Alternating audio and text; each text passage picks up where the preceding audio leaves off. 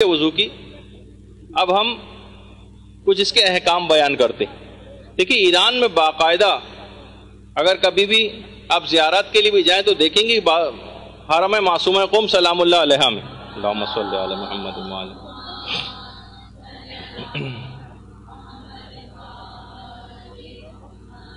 باقاعدہ علماء چاہے بہت ہی کم افرادی کیوں نہ اس کے اندر بیٹھے ہوں، آتے ہیں کتاب کھولتے ہیں، وضو کے احکامات بیان کرتے ہیں، نمازوں کے احکامات شرعیہ کا بیان ہوتا ہے۔ باقاعدہ آج بھی نمازوں کے اوقات سے تھوڑی دیر پہلے 5 منٹ کے لیے 10 منٹ کے لیے علماء آ کر ممبر پہ بیٹھتے ہیں اور احکام بیان کرتے ہیں۔ بھائی کہا جاتا ہے کہ جب مجالس کے اندر کوئی چیز اس طرح کے بیان ہو تو لوگ یہ اعتراض کرنے لگتے ہیں بھائی یہ موقع تو نہیں ہے اس کا، مجلس تو مجلس ہوتی ہے، اس میں امام حسین کا ذکر ہونا چاہیے، تو ان احکامات کو بیان کرنے کا موقع آپ بتائیے کب آئے گا؟ آخر مدرسوں کے اندر لوگ بھیجنے کو تیار نہیں ہوتے، نہ خود آنے کو تیار ہوتے نہ اپنی اولادوں کو بھیجنے کو تیار ہوتے۔ آپ تو ماشاءاللہ خوش نصیب ہیں کہ یہاں پر تشریف لائی ہوئی ہیں کہ بہت سی چیزیں سیکھنے کو مل جاتی ہیں۔ مجالس میں بھی نہیں سیکھے گا، مدرسوں میں بھی آپ نہیں بھیجیں گے، تو پھر مجھے وہ فورم بتائیے کہ وہ کہاں سیکھے گا جا کر؟ وہ بچے کہاں سیکھیں گے، وہ نوجوان کہاں سیکھیں گے؟ جب بھی 90 سال کی عمر کے بزرگ ان کی ساری نمازیں اور وضو سب باطل ہم کو نظر آتے ہیں، پھر ساری زندگی جب بالکل قبر میں پاؤں لٹکائے بیٹھے ہیں اس وقت پتہ چلتا ہے کہ ساری نمازیں اور روزے ان کے غلط ہو گئے مسائل کو نہ جاننے کی وجہ سے۔ کون اس کا ذمہ دار؟ تو یہ نہیں کہہ رہے کہ پوری مجلس مسائل فقہ پر مشتمل ہو، لیکن کچھ تو 3 4 5 7 مسئلے تو اس کے اندر بیان ہو جانے چاہیے، لوگوں کو متوجہ تو کرنا چاہیے کم سے کم اپنے علاقے میں چلیں۔ اگر مجالس اس پیٹرن کی نہیں تو یہ پیٹرن بنایا کس نے؟ یہ کون سی ایسی چیز ہے جس میں احکامات شریعت پروردگار کے احکامات نہ بیان کیے جائیں؟ کون سی مجلس اس انداز کی؟ یعنی کیا امام حسین کے کہیں خود امام حسین سامنے بیٹھے ہیں، ان سے کہا جائے ہم فقط آپ کا تذکرہ کریں گے لیکن احکامات پروردگار کو ہم لے کر ہی نہیں آئیں گے، بیچ میں ہمیں صرف آپ کا تذکرہ کرنا ہے؟ آپ کے خیال میں امام حسین بہت خوش ہو جائیں گے اس بات سے؟ جس کے لیے انہوں نے یعنی جانیں قربان کی ہیں اپنی، اور اس کی طرف ایسی پہلو تہی کی جاتی ہے بلکہ اس کو حقیر سمجھا جاتا ہے۔ بہت سے افراد کہتے ہیں جناب ہم ٹیپ ریکارڈر کی طرح سے مسائل وغیرہ نہیں بیان کر سکتے۔ یعنی مسائل شریعت کے اندر ایک بہت ہی یعنی جس طریقے سے کراہیت ایک ہوتی ہے ان کو کہ یہ بیان نہیں، ہاں ہم سے فلسفہ وغیرہ جو ہے اور منطق کی باتیں جو ہیں یا مختلف نکتہ آفرینیاں وہ آپ ہم سے کرا لیں، لیکن یہ ہم بیان نہیں کریں گے، یہ بہت چھوٹا کام اس کو سمجھا جاتا ہے۔ تو پھر یہ ہوتا ہے کہ نتائج آپ کے سامنے کہ ساری زندگی کی نمازوں کو آپ فلسفے تھوڑی آپ سے قبر کے اندر پوچھے جائیں گے، یہ پوچھا جائے گا کہ نماز صحیح طریقے سے پڑھی تھی یا نہیں پڑھی تھی۔ وہ بھی اپنی جگہ پر اہمیت ہے ان چیزوں کی بھی، اس کو ڈینائی نہیں کر رہے، لیکن ہم اس بات کی مذمت کر رہے ہیں کہ یہ چیزیں کہیں بیان نہیں ہو رہی۔ اچھا اب آ جائیے جو طہارت ہے اصل میں اس کی 2 اقسام۔ اب مسائل شریعت کا ہم بیان شروع کرتے ہیں۔ جی ہاں ابھی آ رہے ہیں لیکن ابھی دونوں چیزیں بیان ہو رہی ہیں۔ سب سے پہلی بات یہ کہ طہارت جو ہے اس کی 2 اقسام، طہارت جو آپ حاصل کرتے ہیں، ایک ہے طہارت حقیقی اور ایک ہے طہارت مجازی۔ طہارت حقیقی اور طہارت مجازی۔ اچھا طہارت حقیقی کے 2 نام اور ہیں، اس کو طہارت حدثی بھی کہتے ہیں اور اسی کو طہارت شرعی بھی کہتے ہیں۔ ایک لحاظ سے یہ الگ الگ نام آپ کو نظر آئیں گے لیکن چیز ایک ہی۔ مجھے معلوم ہے اس وقت بہت گرمی ہو رہی ہے اور آپ خواتین جو باپردہ ہیں اور بہت زیادہ پریشانی کا شکار ہو رہی ہیں لائٹ جانے کی وجہ سے، لیکن کیا کریں کہ بہرحال اس کا بھی بہت عظیم اجر و ثواب، سختی کے اندر علم دین حاصل کرنے کا بھی بہت عظیم ثواب ہے، جو انشاءاللہ اللہم صلی علی محمد وآل محمد۔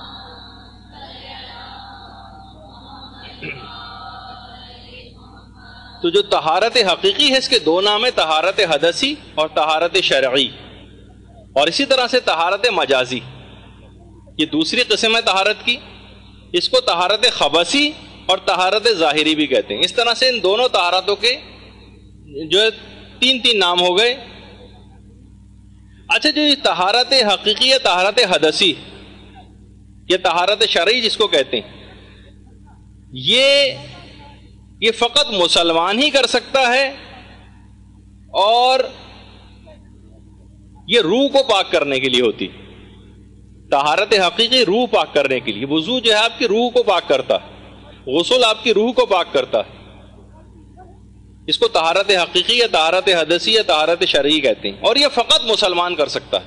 کافر اگر ان تمام طریقہ کار سے وضو کر بھی لے تب بھی اس کا وضو باطل، کیونکہ اس کے لیے لازمی شرط ایمان کا ہونا ہے.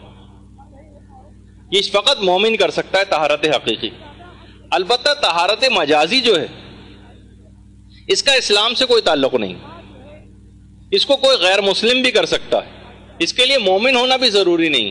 مثلا کپڑا پاک کرنا، جیسے اگر کافر بھی بشرطے اس کا جسم پاک سمجھا جائے، مثلا جیسے یہودی اور عیسائی، آج کل مجتہدین کے فتوے میں ان کا ظاہری جسم پاک ہے، کوئی اور نجاست اگر نہیں لگی ہوئی تو بظاہر ان کا جسم پاک ہے. تو یہ اگر کسی کپڑے کو 2 یا 3 دفعہ اس طرح سے دھو دیں جس طریقے سے اسلامی طریقہ ہے دھونے کا، تو خود بخود وہ کپڑا پاک ہو جائے گا، کپڑا پاک ہو جائے گا. یعنی یہ نہیں ہوگا کہ مسلمان ہونا چاہیے کپڑا پاک کرنے کو، جیسے ذبیحے کے لیے مسلمان ہونا چاہیے ذابح کو، ذبح کرنے والے کو، اس طرح کپڑا پاک کرنے کا حکم نہیں، جسم کو پاک کرنے کا حکم نہیں. ہمارا جسم کوئی کافر بھی پاک کر سکتا، مثلا پاؤں میں نجاست لگ گئی، خون لگ گیا، کافر بھی اس طریقے سے پاک اگر کر دے جس طرح کہ مسلمان کرتا ہے تو پاک ہو جائے گا. لیکن کافر اگر اس طرح سے غسل کر لے، کافر اس طریقے سے وضو بھی کر لے، تو طہارت حقیقی اس کو حاصل نہیں ہو سکتی، وہ اس کا وضو باطل ہی سمجھا جائے گا. تو ایک اہم ترین فرق یہ تھا. اچھا، اب اس کے بعد آ جائیے وضو کی کچھ اقسام. وضو کی اقسام، وضو کی کہا جاتا ہے، علماء نے بیان کیا کہ 6 اقسام. پہلی قسم یہ ہے کہ وضو کبھی کسی عمل کی صحت کے لیے ہوتا ہے، یعنی وہ صحیح ہو ہی نہیں سکتا وہ عمل جب تک کہ وضو نہ کیا جائے. مثلا نماز، وضو کبھی کسی عمل کی صحت کے لیے ہوتا ہے. مثلا نماز، یعنی نماز صحیح ہو ہی نہیں سکتی جب تک آپ وضو نہ کریں، یہ پہلی قسم بنتی. وضو کبھی کسی عبادت کے ثواب کو مکمل کرنے کے لیے ہوتا ہے، یعنی اس عبادت کا ثواب اپنی جگہ ملے گا، لیکن ثواب اس وقت زیادہ ملے گا جب آپ وضو کر لیں گے. مثلا تلاوت قرآن کے لیے وضو کرنا، تلاوت قرآن کے لیے وضو کرنا جو ہے یہ ایک عبادت ہے، اس کا ثواب مکمل طور پر لینا ہے تو وضو کرنا پڑے گا، ورنہ بغیر وضو بھی تلاوت قرآن ہو جاتی بشرطہ حروف کو ہاتھ نہ لگایا جائے. تیسری قسم ہے وضو کبھی کسی عمل کو جائز کرنے کے لیے ہوتا ہے، اس کے بغیر وہ عمل کرنا حرام ہوگا. مثلا قرآن کے حروف کو ہاتھ لگانے کے لیے، قرآن کے حروف کو براہ راست ہاتھ نہیں لگا سکتے ہم جب تک کہ ہم باوضو نہ ہوں. یہ عمل ہمارا جائز ہی اس وقت ہوگا جب ہم باوضو ہو جائیں گے. یہ تیسری قسم بنتی ہے وضو کی. چوتھی قسم بنتی ہے کہ وضو کبھی کسی عمل کی کراہیت کو دور کرنے کے لیے ہوتا ہے، یعنی اس سے پہلے اس عمل کو اگر آپ کریں گے تو مکروہ ہے. جیسے جنوب شخص اگر کھانا پینا چاہے تو یا تو ہاتھوں کو دھو لے اپنے، یا مثلا وضو کر لے، تو اس عمل کی کھانے پینے میں جو کراہیت تھی وہ دور ہو جائے گی. یہ چوتھی چیز ہے، کسی عمل کی کراہیت کو دور کرنے کے لیے بعض اوقات ہوتا ہے. پانچویں قسم بنتی ہے وضو کبھی کسی کام کو پیدا کرنے کے لیے ہوتا ہے، اس سے پہلے وہ کام وجود ہی نہیں رکھتا، جب آپ وضو کر لیتی ہیں تو وہ کام پیدا ہو جاتا ہے. مثلا طہارت، ایک پاکیزگی، روحانی پاکیزگی آپ میں اس وقت پیدا ہو جاتی ہے جب آپ وضو کر لیتی ہیں، اس سے پہلے وہ کیفیت طہارت آپ کو حاصل نہیں تھی، کسی کام کو پیدا کرنے کے لیے ہوتا ہے. اور چھٹی قسم بنتی ہے وضو کبھی کسی منت کو پورا کرنے کے لیے ہوتا ہے. مثلا منتی وضو، دیکھیے ہمارے یہاں کھانے پینے والی منتیں زیادہ مانی جاتی ہیں، کبھی کبھار اس قسم کی مثلا منتی وضو، دیکھیے ہمارے یہاں کھانے پینے والی منتیں زیادہ مانی جاتی ہیں، کبھی کبھار اس قسم کی منت بھی ماننا چاہیے کہ اگر میرا فلاں کام ہو گیا تو میں منت مانتی ہوں، یا میں نظر کرتی ہوں، یا میں قسم کھاتی ہوں کہ میں وضو کروں گی. وضو اپنی منت کو پورا کرنے کے لیے. البتہ امام خمینی اس سلسلے میں ایک چھوٹا سا اختلاف رکھتے تھے، وہ کہتے تھے کہ منت کو پورا کرنے کے لیے وضو ٹیکنیکل سے ان کا ایک مسئلہ تھا کہ اس سے وضو واجب نہیں ہوتا بلکہ منت کا پورا کرنا واجب ہوتا ہے. اور منت کیونکہ اسی کام کے لیے تھی کہ وضو میں کروں گی، تو بس ایک چھوٹا سا ایک اختلاف. لیکن بہرحال کسی منت کو پورا کرنے کے لیے کہ آپ نے کوئی منت مانی کہ میرا فلاں کام ہو گیا تو میں وضو کروں گی، اب اس منت کو جب آپ پورا کریں گی تو جو منتی وضو کہلاتی ہے، تو یہ چھٹی قسم جو ہے وہ بنتی. اچھا، اب وضو کرنا کب واجب ہو جاتا ہے؟ تو 5 مواقع ایسے ہیں جس میں وضو کرنا واجب. وہ مواقع کہ جہاں پر وضو کرنا واجب ہو جاتا ہے، 5 موقع ہیں. وہ کون کون سے؟ ان میں پہلا موقع ہے ہر واجب نماز کے لیے سوائے نماز میت کے. ہر واجب نماز کے لیے وضو کرنا واجب ہے. نماز کا مقدمہ ہے وضو، تو ہر واجب نماز سے پہلے وضو کرنا پڑے گا. جو عام نمازیں جو بھی پڑھی جا رہی ہیں واجب نمازیں، کہ رہبر معظم مثلا نماز پڑھا رہے ہیں اور پیچھے آپ نے دیکھا کہ وحدت مسلمین کے اعتبار سے کتنے مسلمان علماء بھی ان کے پیچھے ہاتھ باندھ کے نماز پڑھ رہے ہیں مثلا، اور پردے کے پیچھے خواتین بھی موجود ہیں، وہ بھی نماز پڑھ رہی ہیں. تو بہرحال ہر واجب نماز کے لیے وضو کرنا سوائے نماز میت کے. نماز میت کے لیے وضو کرنا بہتر اور ثواب کا حامل تو ہے، لیکن واجب نہیں ہوتا. دوسری قسم کے جب وضو کرنا واجب ہو جاتا ہے وہ ہے واجب طواف کے لیے. جس وقت انسان حج یا عمرے کا جو واجب طواف ہے وہ کر رہا ہوتا تو اس وقت وضو کرنا واجب ہے بغیر، اور اس کے بھی بڑے کمپلیکس اور دقیق مسئلے ہیں کہ اگر بیچ میں کبھی دوران طواف وضو ٹوٹ جائے، جیسے اکثر بزرگ حضرات جو ہوتے ہیں بعض اوقات جب رش بہت زیادہ ہوتا ہے اس وقت اس کے امکانات بہت زیادہ ہوتے ہیں. اتنا زیادہ رش ہوتا ہے کہ بعض اوقات یہ جو رش آپ کو نظر آ رہا ہے اس میں بہت سے بزرگ اور بوڑھے افراد جو ہوتے ہیں، اتنا زیادہ دبتا ہے انسان کہ جوان آدمیوں کو مشکل ہو جاتی ہے. بہت سے بوڑھوں افراد کی پسلیاں ٹوٹنے کی آواز بھی اس میں سنائی دیتی. تو بہت سے اتنا زیادہ رش ہو جاتا ہے بعض اوقات، تو بہت سے افراد کا پیشاب و پخانہ بھی اس میں خطا ہو جاتا ہے اور وضو بھی ان کا ٹوٹ جاتا ہے، کبھی گیس جو ہے خارج ہو جاتی ہے. تو بہرحال یہ چیز ہے کہ واجب طواف ہو نہیں سکتا اس کے بغیر. ہاں البتہ یہ کہ اگر کوئی شخص مستحب طواف کر رہا ہے تو اس کے لیے وضو ثواب تو ہے، لیکن ضروری نہیں ہے کہ انسان باوضو، ویسے آپ جائیں بغیر وضو کے بھی مستحب طواف کیا جا سکتا ہے. تو بہرحال ہر واجب نماز کے لیے مسئلہ ہو گیا، اور واجب طواف کے لیے وضو کرنا واجب. وضو کبھی نظر، قسم و عہد کو پورا کرنے کے لیے بھی واجب ہوتا ہے. مثلا آپ نے نظر کی کہ میں فلاں کام ہو گیا تو میں وضو کروں گی، میں قسم کھاتی ہوں کہ فلاں کام ہو گیا، تو نظر قسم وغیرہ کو پورا کرنے کے لیے بھی وضو کرنا واجب ہو جاتا ہے کیونکہ آپ کا وہ کام ہو تو گیا. تو یہ بھی ایک طریقہ کار ہے اس کا. تیسری قسم جب وضو کو کرنا واجب ہو جاتا ہے کہ جب قرآن کو چھونا واجب ہو جاتا ہے. قرآن کو چھونا کب واجب ہوتا ہے؟ مثلا قرآن پہ خدا نہ خواستہ معاذ اللہ ثم معاذ اللہ نجاست لگ جائے، خون ٹپک گیا قرآن کے حروف پر، اب نجاست کو صاف کرنا ہے. اب یا تو ہم کسی کپڑے سے اس طرح سے اس نجاست کو صاف کریں کہ ہمارا ہاتھ حروف سے ٹچ نہ ہو، تو پھر وضو کرنے کی ضرورت نہیں.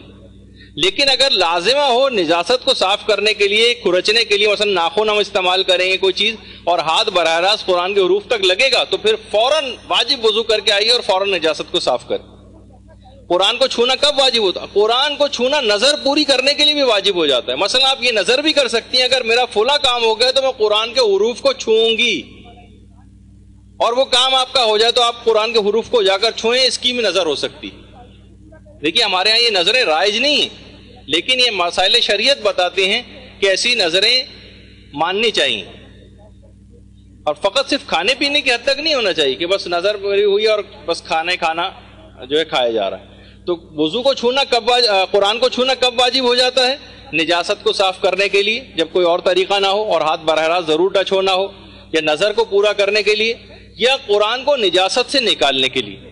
معاذ اللہ قرآن گر گیا کسی نجاست میں، اگر اتنا وقت ہمیں وضو میں لگ رہا ہے کہ بھئی اگر ہم اتنی دیر میں وضو کر کے آئے تو اتنی دیر قرآن کا نجاست میں معاذ اللہ پڑے رہنا خود ایک توہین، تو پھر آپ فوراً طور تیمم کریں، اور مثلا یا تیمم کا بھی اگر وقت نہ ہو اور اتنی دیر نجاست میں رہنا ہو تو پھر ویسے ہی نجاست سے نکالنے کے لیے آپ قرآن کو ویسے ہی نکال لیں. لیکن یہ کہ اگر بہت جلدی آپ کو واجب وضو آتا ہے، چند سیکنڈ میں آپ واجب وضو کر لیں گی تو وضو کریں، اور کیونکہ قرآن کے حروف کو ہاتھ لگے گا نجاست کو سے نکالنے کے لیے قرآن کو، تو لہٰذا اس وقت قرآن کو چھونا واجب ہو جاتا ہے کہ چھوئے بغیر ہم قرآن کو نکال نہیں سکتے. ہاں اگر قرآن کو چھوئے بغیر نکال سکتے ہیں کسی کپڑے کے ذریعے، کسی اور چیز کے ذریعے، اور اس کو پاک کر سکتے ہیں، تو پھر قرآن کو چھونا واجب ہی نہیں ہوگا، تو اس لحاظ سے وضو بھی واجب نہیں ہونے پائے گا. تو یہ چند چیزیں. پانچویں چیز نہیں، پہلے تو یہی کہ جب قرآن کے حروف کو براہ راست جس وقت آپ ہاتھ لگا رہی ہوتی ہیں تو آپ کو باوضو ہونا چاہیے. پانچویں چیز، جب خدا کے نام اور اس کی مخصوص صفات کو ہاتھ لگانا واجب ہو جائے. مثلا خالی قرآن ہی نہیں، مثلا اللہ کا کوئی نام جو ہے وہ نجاست سے نکالنا ہے، وہ گر گیا، کسی صفحے پہ اللہ کا نام لکھا ہوتا اور وہ نجاست میں گر گیا مثلا، یا آپ نے مثلا نظر پوری کرنے کے لیے نجاست کو ہٹانے کے لیے اس خدا کے نام اور اس کی مخصوص صفات کو، اس کو بغیر اپنے ہاتھ سے کھرچے ہم نجاست کو صاف نہیں کر سکتے. فقط قرآن کی حد تک بات نہیں تھی، خدا کے نام اور اس کی مخصوص صفات جو ہیں، رحمان ہے، رحیم ہے، یہ لفظ اللہ ہے، یا کوئی بھی اس طرح سے کسی بھی طرح سے اگر نام اس انداز سے لکھا ہوا ہو تو اس وقت قرآن کے حروف کو ہاتھ لگانا واجب ہو جاتا ہے. اس کے بغیر ہم وہ کام کر نہیں سکتے، ہم اسے نجاست سے نکال سکتے ہی نہیں، نجاست اس پہ سے ہٹا سکتے ہی نہیں. تو اس کے لیے بھی ضروری ہے کہ وضو کیا جائے. مثلا اللہ یہ اگر ہو، اور اللہ جو اسم جلالہ کہلاتا ہے، اسم جلالہ کسی بھی زبان میں لکھا ہو، مثلا چاہے اس طرح سے اللہ کسی صفحے کے اوپر لکھا ہوا ہو، یا مثلا کسی اور زبان میں لکھا ہو، جیسے عبرانی زبان میں، اسرائیلی جس کو کہا جاتا ہے عبرانی. جب بھی ایک چیز ہے لوگ اس کو بڑا اس کا مسئلہ نہ بنا لیں. ایک انتہائی ظالم ترین ریاست جس کے متعلق امام خمینی فرماتے تھے کہ تمام مسلمان ایک ایک بالٹی پانی لیں اور اس کے اوپر ڈال دیں تو اسرائیل پورا بہتا ہوا چلا جائے. اس کی حقیقت ہی کیا ہے؟ لیکن مسلمان جو بہت سے حکمران ہیں ان کی بے غیرتی اور بے شرمی کی وجہ سے آج وہ اتنا طاقتور ہو گیا. یہ اگر تھوڑا سا بھی اسٹینڈ لے لیتے تو کبھی اس میں اتنی ہمت نہیں ہوتی کہ مسلمانوں کے خلاف ایسے مظالم کے بازار گرم کر کے رکھتا. لیکن جہاں شرعی مسئلے کی بات آ رہی وہ بتا رہے ہیں. اس کے اسرائیل کے پرچم بھی جلائے جاتے ہیں اور جلانے چاہیے. لیکن مثلا لفظ اسرائیل کہیں لکھا ہے اس کو ہم نہیں جلا سکتے. اسرائیل کیونکہ خدا کا نام کسی زبان میں بھی ہو، اسرائیل کے معنی ہے عبداللہ، اگر اس کا ٹرانسلیشن کیا جائے عربی میں. لفظ اسرائیل مثلا لوگ کہیں اسرائیل لکھا ہوا اور نوجوان اس کے اوپر جوتوں سمیت چل رہے ہوں اور اس پہ جس پہ اسرائیل لکھا ہوا ہے اس کو نظر آتش کر رہے ہوں، یہ حرام. کیونکہ مثلا اگر نام خود معاذ اللہ جیسے عبد الرحمن ابن ملجم، شقی ترین شخص، مولا کائنات کا قاتل، تو اب ہم اس کا نام کو کیا اس انداز سے اس کو جس میں عبد الرحمن لفظ آ رہا ہے، یہ خدا کا نام اس کی مخصوص صفت ہے مثلا، اب اس کو ہم اس کی توہین نہیں کر سکتے، اس کو پاؤں رکھیں، اس کو ابن ملجم کا جو لفظ ہے کاٹ کے اس کو تو جلا سکتے ہیں، 100 بار جلائیے. لیکن جہاں پر ویسا نام آج کسی بھی زبان میں نہیں اللہ کا نام لکھا ہو، چاہے وہ عبرانی زبان ہو اور ہمیں پتا ہو کہ یہ چیز لکھی ہوئی، یا مثلا جیسے حضرت نوح کی کشتی میں سے ایک لوح نکلی تھی، ایک تختی، جس کے اوپر ایلیا، فاطمہ، شبر، شبیر، یہ سب پنجتن کے نام لکھے ہوئے تھے، جو آج بھی کسی جو ہے وہ عجائب گھر وغیرہ کے اندر رکھی ہوئی ہے. کہ جس وقت حضرت نوح کی کشتی بہت زیادہ طوفان کے اندر گر گئی تھی اور قریب تھا کہ حضرت نوح کی کشتی ڈوب جائے اس پانی کے اندر، تو اسی وقت ایک لوح کے اوپر انہوں نے ان کے نام لکھ کر پروردگار سے مدد مانگی تھی اور وہ طوفان میں وہ کشتی کا قرار پا گئی تھی. تو اس کے بعد بہرحال حضرت نوح کی کشتی میں سے جو ایک تختی نکلی تھی، اور اس کے بعد سائنٹسٹ حضرات نے جو بھی زبانوں کے ماہرین ہیں اس کو ڈی کوڈ کیا، تو باقاعدہ اس پہ کتاب بھی لکھی جا چکی ہے ایلیا کے نام سے اردو میں.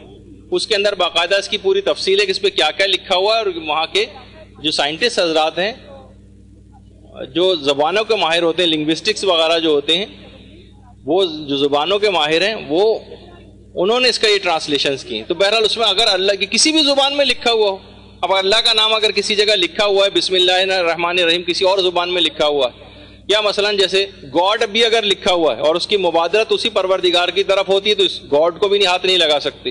اللہ کا نام انگلش میں لکھا ہوا ہے ALLAH، اس کو بھی نہیں لگا سکتے.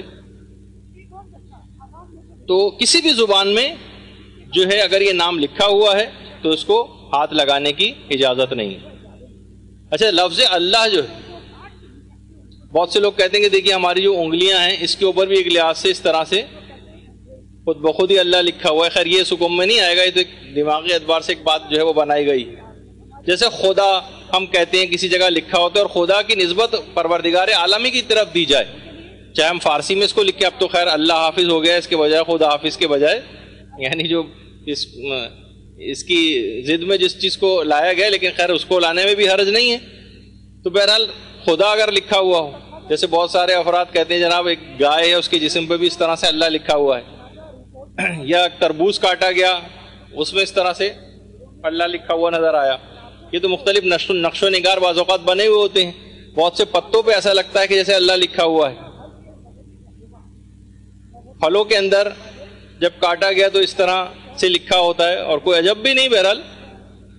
لیکن اگر کوئی لاکٹ ہے اور اس پر اللہ لکھا ہوا ہے اور وہ کسی عورت نے اپنے جسم کے اوپر لگایا ہوا ہے، بہت سارے خواتین اگر اس طرح کی کوئی حرکت کر رہی ہے تو کیونکہ زیادہ تر حالت میں تو انسان باوضو نہیں رہتا اور مستقل ہی جسم سے ٹکراتا رہتا ہے، تو پھر اس حالت میں اس اللہ کو جسم پہ کے ساتھ لاکٹ وغیرہ میں بھی کہیں لگانا یہ حرام ہو جائے گا، کیونکہ انسان ہر وقت باوضو رہنا اس کا ممکن نہیں ہے. اسی طرح بہت سارے افراد کوئی کپ وغیرہ استعمال کرتے ہیں، سعودی عرب گئے وہاں سے کچھ لے آئے اس پہ اللہ لکھا ہوا ہے، اور برتن کو دھوتے وقت بھی مثلا ہاتھ اس کے اوپر لگ رہا ہے. تو اللہ کا نام کسی بھی زبان میں کہیں پر بھی لکھا ہوا ہو اس کو بغیر وضو ہاتھ نہیں لگا سکتے. اسی طریقے سے حکومت اسلامی ایران کا جو فلیگ ہے اور جھنڈا ہے جو ان کا مونوگرام ہے اس میں اللہ ایک خاص طریقے سے لکھا ہوا نظر آتا ہے. اس میں بھی علماء کا فتویٰ تو نہیں، نظریہ یہی ہے کہ احتیاط واجب کی بنا پر ایران کا جو مونوگرام ہے اور اس میں اوپر بھی جو لکھے، تو ایک بیچ میں اللہ لکھا ہوا ہے، اس کے علاوہ ریڈ میں اور گرین میں بھی جو آپ کو نظر آ رہا ہے وہ بھی اللہ اللہ اللہ لکھا ہوا ہے. تو یہ سب بھی جو ہیں یہ اسم جلالہ ہی کے حکم میں احتیاط واجب کی بنا پر اس کو بھی بغیر وضو ہاتھ لگانے کی اجازت نہیں. جی جی، ان کا بھی حکم یہی ہے کہ اگر اللہ، محمد، علی، فاطمہ، حسن، حسین اس طرح کا کوئی چیز لکھی ہوئی ہے اور وہاں پر اس کو ظاہر ہے اللہ کے نام کے اوپر پاؤں اس طرح انداز سے نہیں لگنا چاہیے کہ یا اس کی بے ادبی اور توہین شمار نہیں ہونی چاہیے. تو اگر اس طرح اگر اس آدمی کا نام لکھا ہوا ہے اور ان شخصیات کا نام نہیں ہے، کسی آدمی کا نام ہے مثلا احمد علی، ہمارے تو خیر پاؤں اس کے اوپر بھی کبھی نہیں پڑ سکتے، لیکن ایران کے اندر وہ لوگ یہ کہتے ہیں جو وہاں کی عوام ہے کہ یہ اس آدمی کا نام ہے، ہم ان شخصیات کی طرف ہم اشارہ نہیں کر رہے، ان شخصیات کی طرف نہیں، تو اس آدمی کا نام ہے. جیسے بہت سارے افراد ہیں جن کے نام بہت زیادہ جیسے داخل دشنام ہو گئے ہیں، جیسے آپ کہیں جیسے یہی صدام حسین، تو اب مثلا یہ کہ یا مثلا یزید کا نام کس طرح کا ہے، لیکن حور ابن یزید الریائی، حضرت حور کے والد کا نام بھی یزید تھا. تو کتنے آئمہ کے اصحاب تھے ان کا نام بھی یزید تھا، لیکن اب کیونکہ نام یہ داخل دشنام ہو گیا، ہم ان ناموں کی طرف اشارہ نہیں کر رہے بلکہ اس آدمی کے مخصوص نام کی طرف، لہٰذا اس پہ پاؤں رکھ کے بھی جائیں تو حرج نہیں ہے. لیکن بہرحال یہ کچھ بھی وہ کہیں وہ اپنی جگہ پہ مسئلہ ہے کہ ان کا جو بھی عمل ہے، لیکن کم سے کم ہم انڈو پاک وغیرہ کے حضرات جو بھی ہیں وہ تو ان قبروں کے اوپر اس انداز سے کبھی چل ہی نہیں سکتے، ہمارے قدم کبھی پڑتے بھی نہیں. لیکن جو محتاط بھی ہیں، آج آپ نے سوال پوچھ لیا تو میں وہ تصویر نہیں لا سکا، ورنہ میں آپ کو دکھاتا کہ حرم معصوم قوم سے متصل جو چھوٹا سا قبرستان ہے وہاں پر حضرت آیت اللہ خامنئی رہبر معظم اکثر وہاں پر آتے ہیں، اور جب بھی کبھی قوم آتے ہیں تو اس قبرستان میں جا کر ضرور فاتحہ خوانی کے لیے جواد ملکی تبریزی وغیرہ کی قبر پہ جاتے ہیں. تو وہ کس طرح سے قبروں میں جہاں پر نام لکھے ہوئے خاص طور پر ان پہ کبھی پاؤں نہیں رکھتے. میں وہ تصویر آپ کو دکھاؤں گا، اس رستے کا انتخاب کرتے ہیں کہ جہاں پر کہیں پہ بھی ان کے پاؤں نہ پڑے. وہ تصویر بھی ایک میرے پاس، وہ آپ کو لا کے میں دکھاتا، لیکن کیونکہ آپ میرے پروگرام میں نہیں تھا اس کو، تو انشاءاللہ کسی اور موقع پر آپ کی خدمت میں عرض کروں گا. تو بہرحال ہمارے لیے یہی ہے کہ ہم سے برداشت نہیں ہوتا نام کسی بھی طور پہ، کسی آدمی کے نام کے طور پر ہی کیوں نہ ہو، جو ایک عظمت ہے ان کی، لیکن فقط یہ عظمت پاؤں رکھنے کی حد تک ہی نہیں ہونا چاہیے. ایسا نہ ہو جس طرح سے کہا جاتا ہے کہ ہم قرآن کے حروف کا تو بڑا احترام کرتے ہیں لیکن اس کی تفسیر قرآن کے اوپر تیر برساتے ہیں، اس کے احکامات کی خلاف ورزی کرتے ہیں. تو صرف ہم چند ایک باتوں کی حد تک نہ رہ جائیں. احترام کے منافی وہ بھی چیزیں کو کہہ رہے ہیں، زور دے کر کہہ رہے ہیں، قسمیں کھا کر یقین دلا رہے ہیں کسی چیز کا کہ اس کام کو کرو، ہم تب بھی خلاف ورزی کر رہے ہیں، یہ بھی اس سے بھی بڑھ کر توہین. کیونکہ اپنے ناموں پر تو قدم رکھ کر جانے کی بھی آئمہ نے اجازت دی حالت تقیہ میں، جب مظالم بہت زیادہ ہوتے تھے اور لوگوں کو قتل کیا جاتا تھا. لیکن کہیں یہ نہیں کہا کہ ہمارے احکام کو پائمال کرتے ہوئے اور اسلام کو جو ہے خیر آباد کہو، تو وہ توہین زیادہ بڑی شمار ہوتی ہے، اس کی طرف بھی متوجہ رہنا چاہیے. لیکن بہرحال آپ کا سوال اپنی جگہ ویلڈ ہے، تو وہ میں نے اس کا جواب دے دیا کہ ہم سے تو برداشت نہیں ہوتا کہ ان شخصیات کے ناموں پر کسی بھی عنوان سے لکھیں اس پہ پاؤں رکھیں. وصلی اللہ علی محمد وآلہ الطیبین الطاہرین. اب اگلا مسئلے کے اوپر آ جائیے ویسے یہ مسئلہ کچھ ہی دن پہلے ہم ڈسکس کر چکے ہیں کہ بہت سارے الفاظ ایسے ہوتے ہیں جیسے اللہ کا اگر صرف الف لکھا ہوا اور باقی ڈیش ڈیش ڈیش لکھ دیا جائے، یا بے اسم تعالی لکھا ہوا ہوتا ہے، آپ نے دیکھا ہوگا، اس کو بغیر وضو ہاتھ لگانا کیسا ہے؟ تو امام خمینی اور آیت اللہ خوئی کے فتوے میں اور آیت اللہ شبیری زنجانی کے فتوے میں بھی اس کی اجازت نہیں، یعنی اس الف کو بھی ہم ہاتھ نہیں لگا سکتے جو اللہ کے لیے الف لکھ کر اور ڈیش ڈیش ڈیش ڈال دیا جائے، یا جو بے اسم تعالی ہوتا ہے امام خمینی اور آقا خوئی کے فتوے میں، اس کی بھی اجازت نہیں، یعنی وضو کر کے ان کو ہاتھ لگا سکتے ہیں۔ البتہ آیت اللہ خامنئی نے اور آیت اللہ سیستانی نے اس کی اجازت دی ہے کہ بغیر وضو بھی اللہ کا جو الف ہے اور پھر ڈیش ڈیش ڈیش لگا ہوا ہوتا ہے اس کو ہاتھ لگا سکتے ہیں بغیر وضو، اور بے اسم تعالی کو بھی لگا سکتے ہیں۔ البتہ بہتر یہی ہے کہ بغیر وضو ہاتھ نہ لگایا جائے، یعنی زیادہ ثواب آپ کو ملے گا اگر آپ باوضو ہو کر ہی ان چیزوں کو ہاتھ لگائیں۔ آیت اللہ وحید خراسانی کا البتہ ایک تھوڑا سا اختلاف ہے، وہ فرماتے ہیں الف لکھ کر اللہ کا جو الف ہوتا ہے اس کے بعد ڈیش ڈیش ڈیش ڈال دیا جائے، اس کو تو بغیر وضو ہاتھ لگا سکتے ہیں لیکن بے اسم تعالی کو نہیں لگا سکتے، اس کے لیے وضو کرنا ہی پڑے گا۔ تو مہاراج کا ایک اختلاف اس سلسلے میں جو چھوٹا سا ہے وہ آپ کی خدمت میں آ گیا۔ اچھا، اب جو مرکب ناموں کو بغیر وضو ہاتھ لگانے کا مسئلہ تھا جو ہم نے پچھلی دفعہ ذکر کیا تھا، لیکن یہاں تذکر یوں ہو رہا ہے کہ احکام وضو براہ راست ابھی بیان کیے جا رہے ہیں۔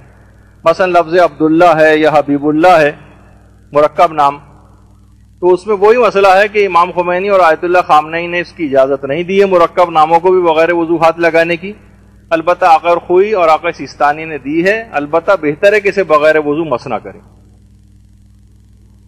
اور آیت اللہ وحید خراسانی نے احتیاط واجب لگا کر اس میں مرکب یا اس کے کسی بھی جز کو بغیر وضو ہاتھ لگانے کو منع کیا۔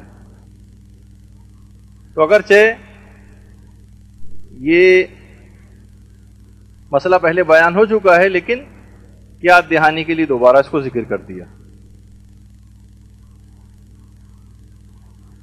اچھا، اسی طریقے سے جیسے ہم کہتے ہیں یا رب، ویسے تو جو رب کا لفظ ہے، جیسے ڈاکٹر رب، جیسے پچھلی دفعہ بھی مثال اس کی آئی تھی، جس طرح سے کہا جاتا ہے تو اس کو بغیر وضو ہاتھ لگا سکتے ہیں، لیکن اگر ہم کہیں یا رب، اب اس کی مبادرت پروردگار کی طرف ہوتی تو اکثر علماء اس کو بھی منع کرتے ہیں۔ اسی طرح سے رحمان اور رحیم، اگرچہ اس میں بھی تھوڑا سا اختلاف ہے، کچھ کہتے ہیں کہ رحمان اسم عام ہے لیکن صفت خاص ہے، اور رحیم جو ہے اسم خاص ہے لیکن صفت عام ہے وغیرہ، بہت ساری اس کے اندر کچھ بحثیں ہیں، لیکن بہرحال رحمان اور رحیم کو بھی بغیر وضو ہاتھ نہ لگائیں۔ اچھا، اسی طرح سے زیادہ تر علماء تو کہتے ہیں ائمہ معصومین علیہم السلام کے نام اور شہزادی کونین کا جو نام ہے اللہم صلی علی محمد وآل محمد،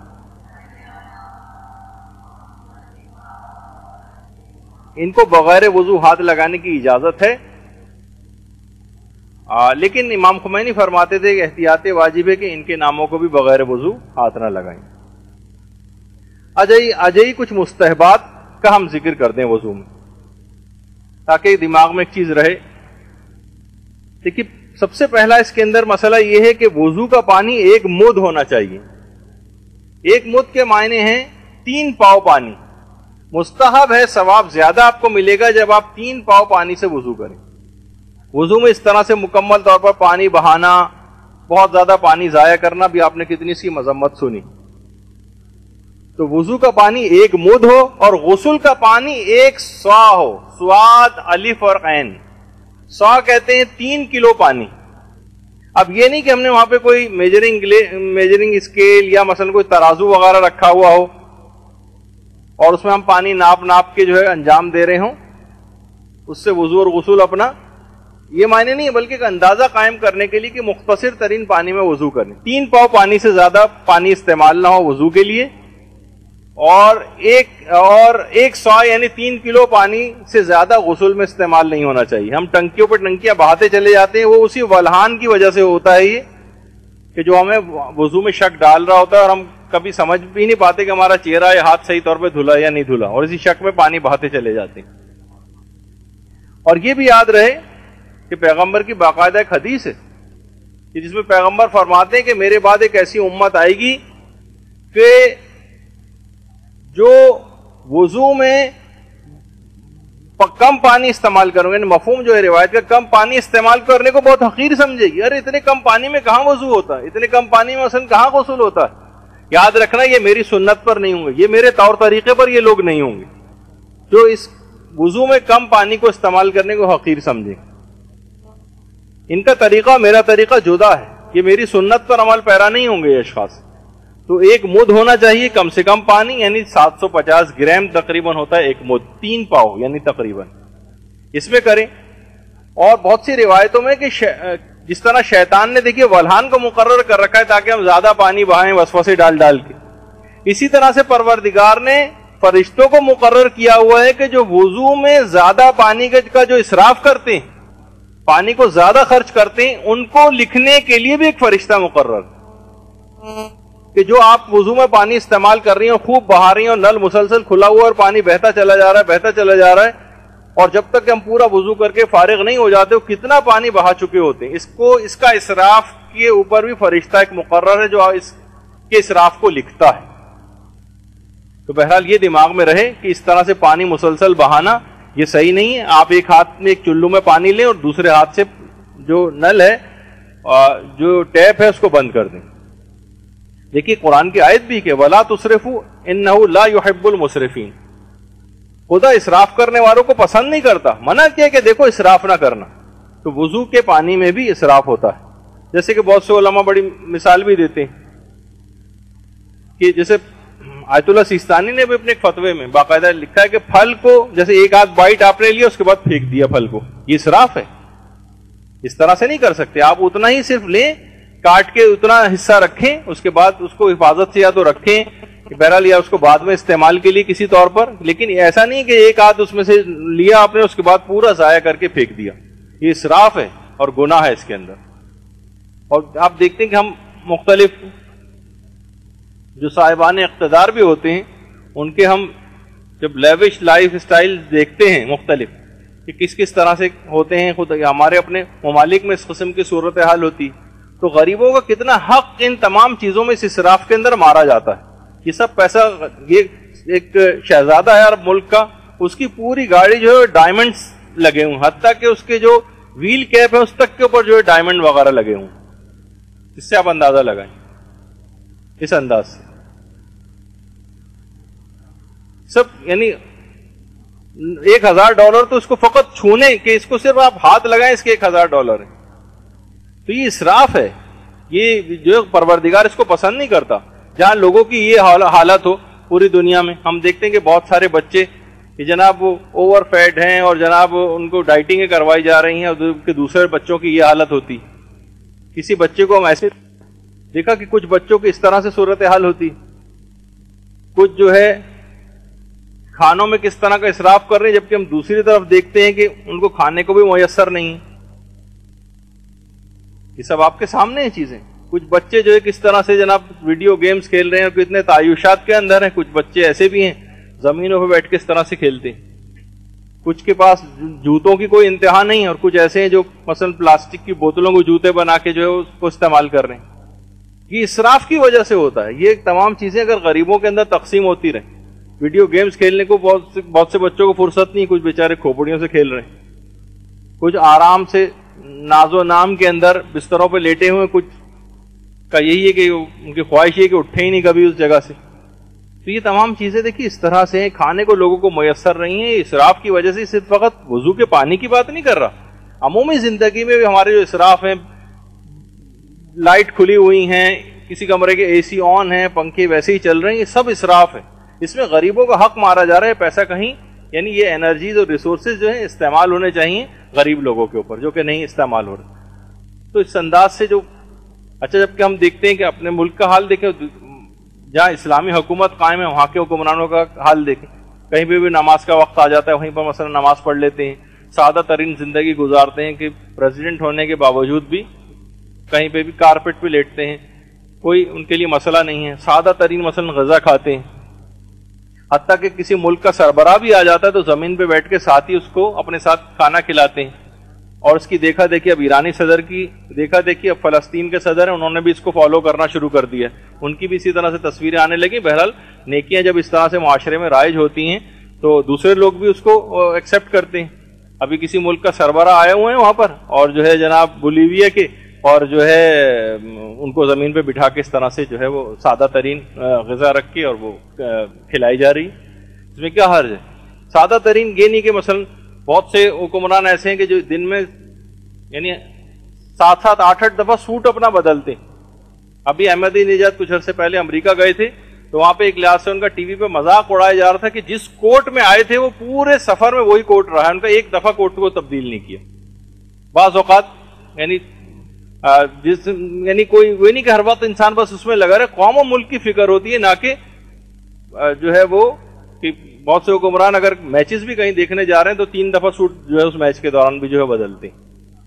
جب ان کے اپنے بیٹے کی شادی ہوئی تھی اور ولیمہ ہوا تھا تو پریزیڈنٹ آف ایران جب کے ہیں اتنا سادہ ترین اپنے لڑکے کی صرف ایک چھوٹا سا کیک اور شاید ایک کیلا اور ایک جو ہے کوئی کسی جوس، بس وہ سرو کیا گیا مہمانوں کو، بس اور کچھ بھی نہیں. یعنی صرف 2 پھل تھے اور اس طرح سے بس سے ضیافت ہوئی اور سادہ ترین شادی سے انداز سے جو ہے انہوں نے اپنے بیٹوں کی. حالانکہ صرف اگر وہ ممبران پارلیمنٹ کو ہی بلاتے تو بھی صرف قریبی خاندان کے 25-30 افراد اس شادی کے اندر موجود تھے اور اسراف سے اپنے آپ کو بچایا. یہاں تک کہ وہی پرانے اپنے فلیٹ میں رہتے ہیں کہ جو ان کا آبائی گھر ہے، وہی پرانی گاڑی ہے، اس پرانی گاڑی کو بھی نیلام کر کے انہوں نے جو ہے بیچ دیا ہے شاید بیچنے کی فکر میں. اور اس کے بعد کہا ہے کہ حکومت ایران سے 1 پیسہ بھی تنخواہ نہیں لیتے بلکہ اس فنڈ کے اندر جمع کرا دیتے ہیں جو کہ نوجوان لڑکے اور لڑکیوں کی شادیوں کے لیے مخصوص کر رکھا ہے. تو ہمیں بہت ساری چیزیں دیکھیے نظر آتی. امام خمینی کی زوجہ محترمہ، یہ آپ کے سامنے کچھ ہی عرصے پہلے ظاہر ہے کہ انتقال ہو گیا، ان کا آپ کے بھی علم میں ہوگا. سادہ ترین زندگی گزاری امام خمینی کی زوجہ نے.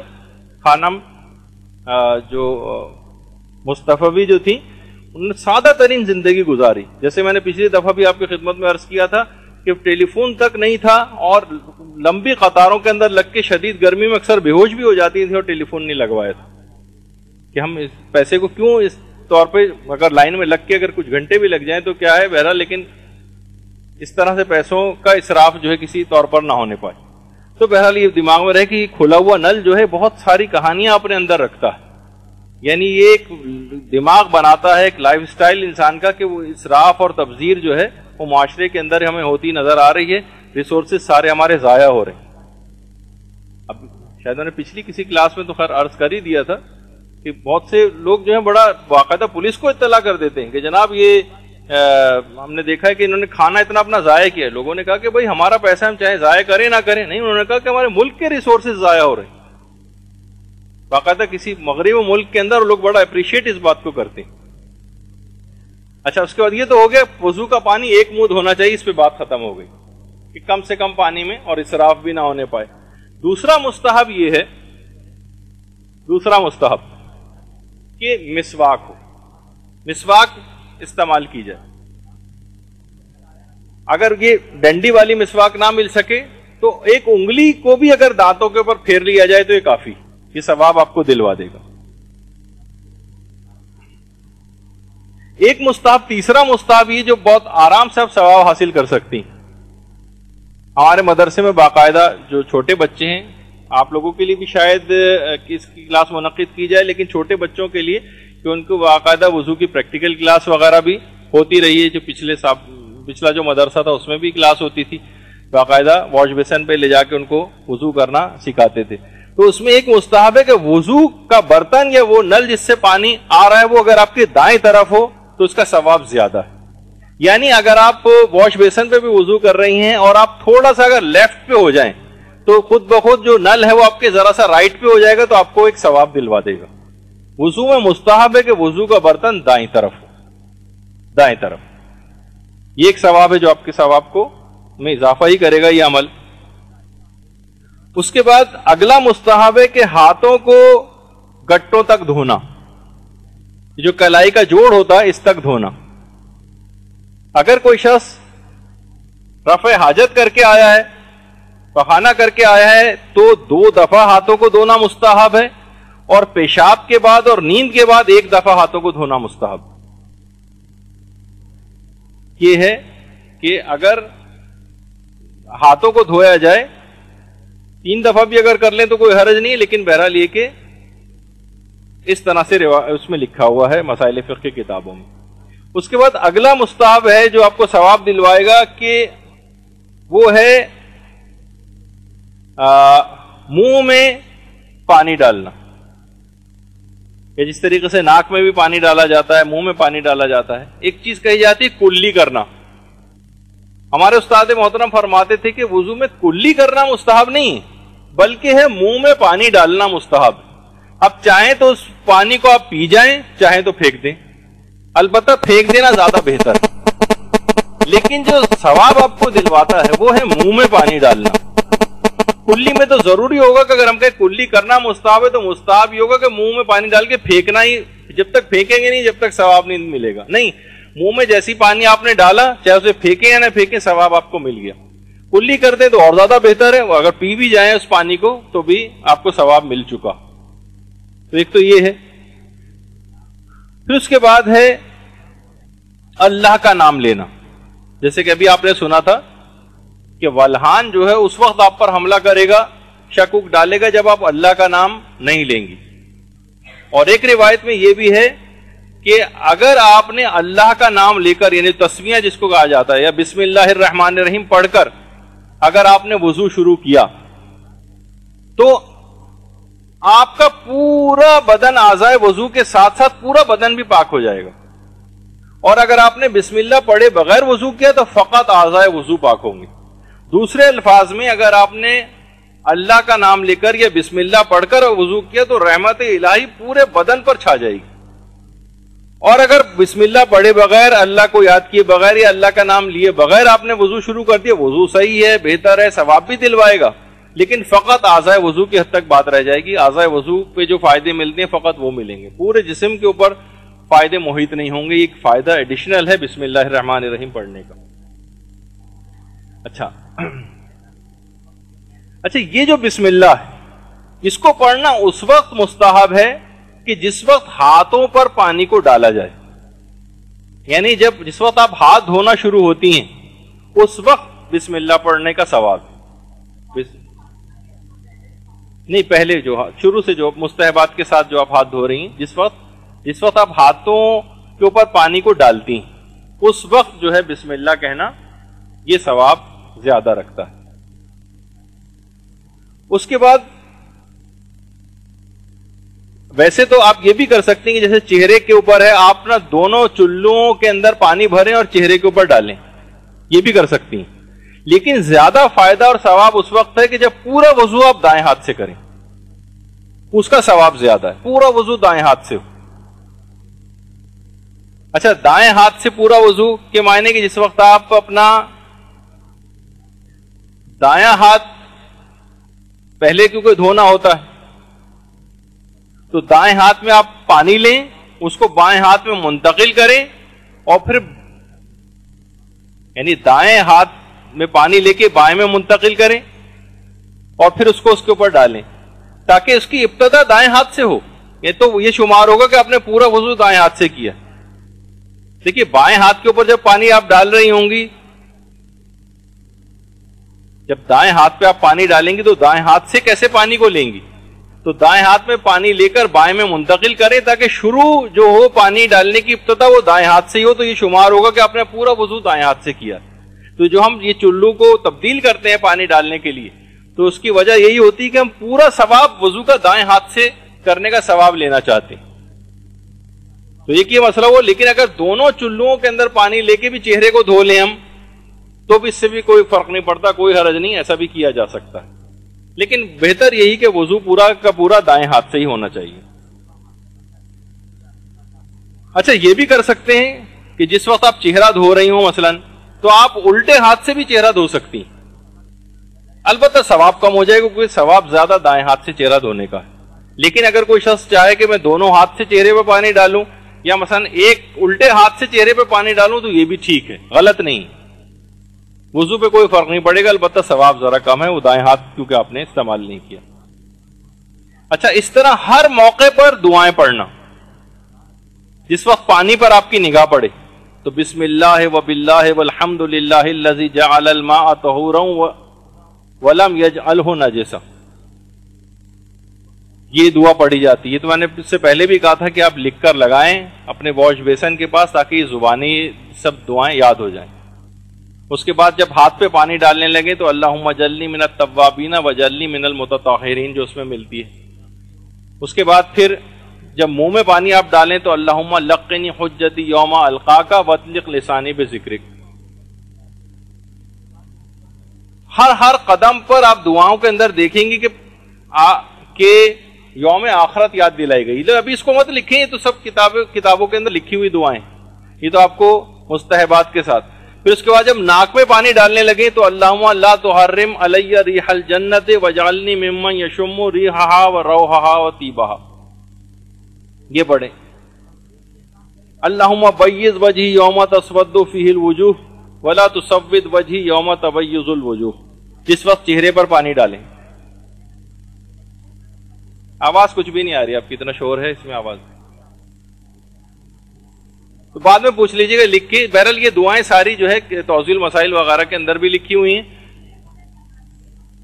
جی، وہ بھی پڑھنی ہے۔ سورہ قدر کا بھی الگ سے ثواب ہے پڑھنے کا۔ ابھی تو ایک اور چیز بھی آئے گی، آیت الکرسی، وہ وضو کو ختم کرنے کے بعد پڑھی جائے، اور دوران وضو ہر عمل کرنے کے دوران یہ دعائیں بھی پڑھی جائیں۔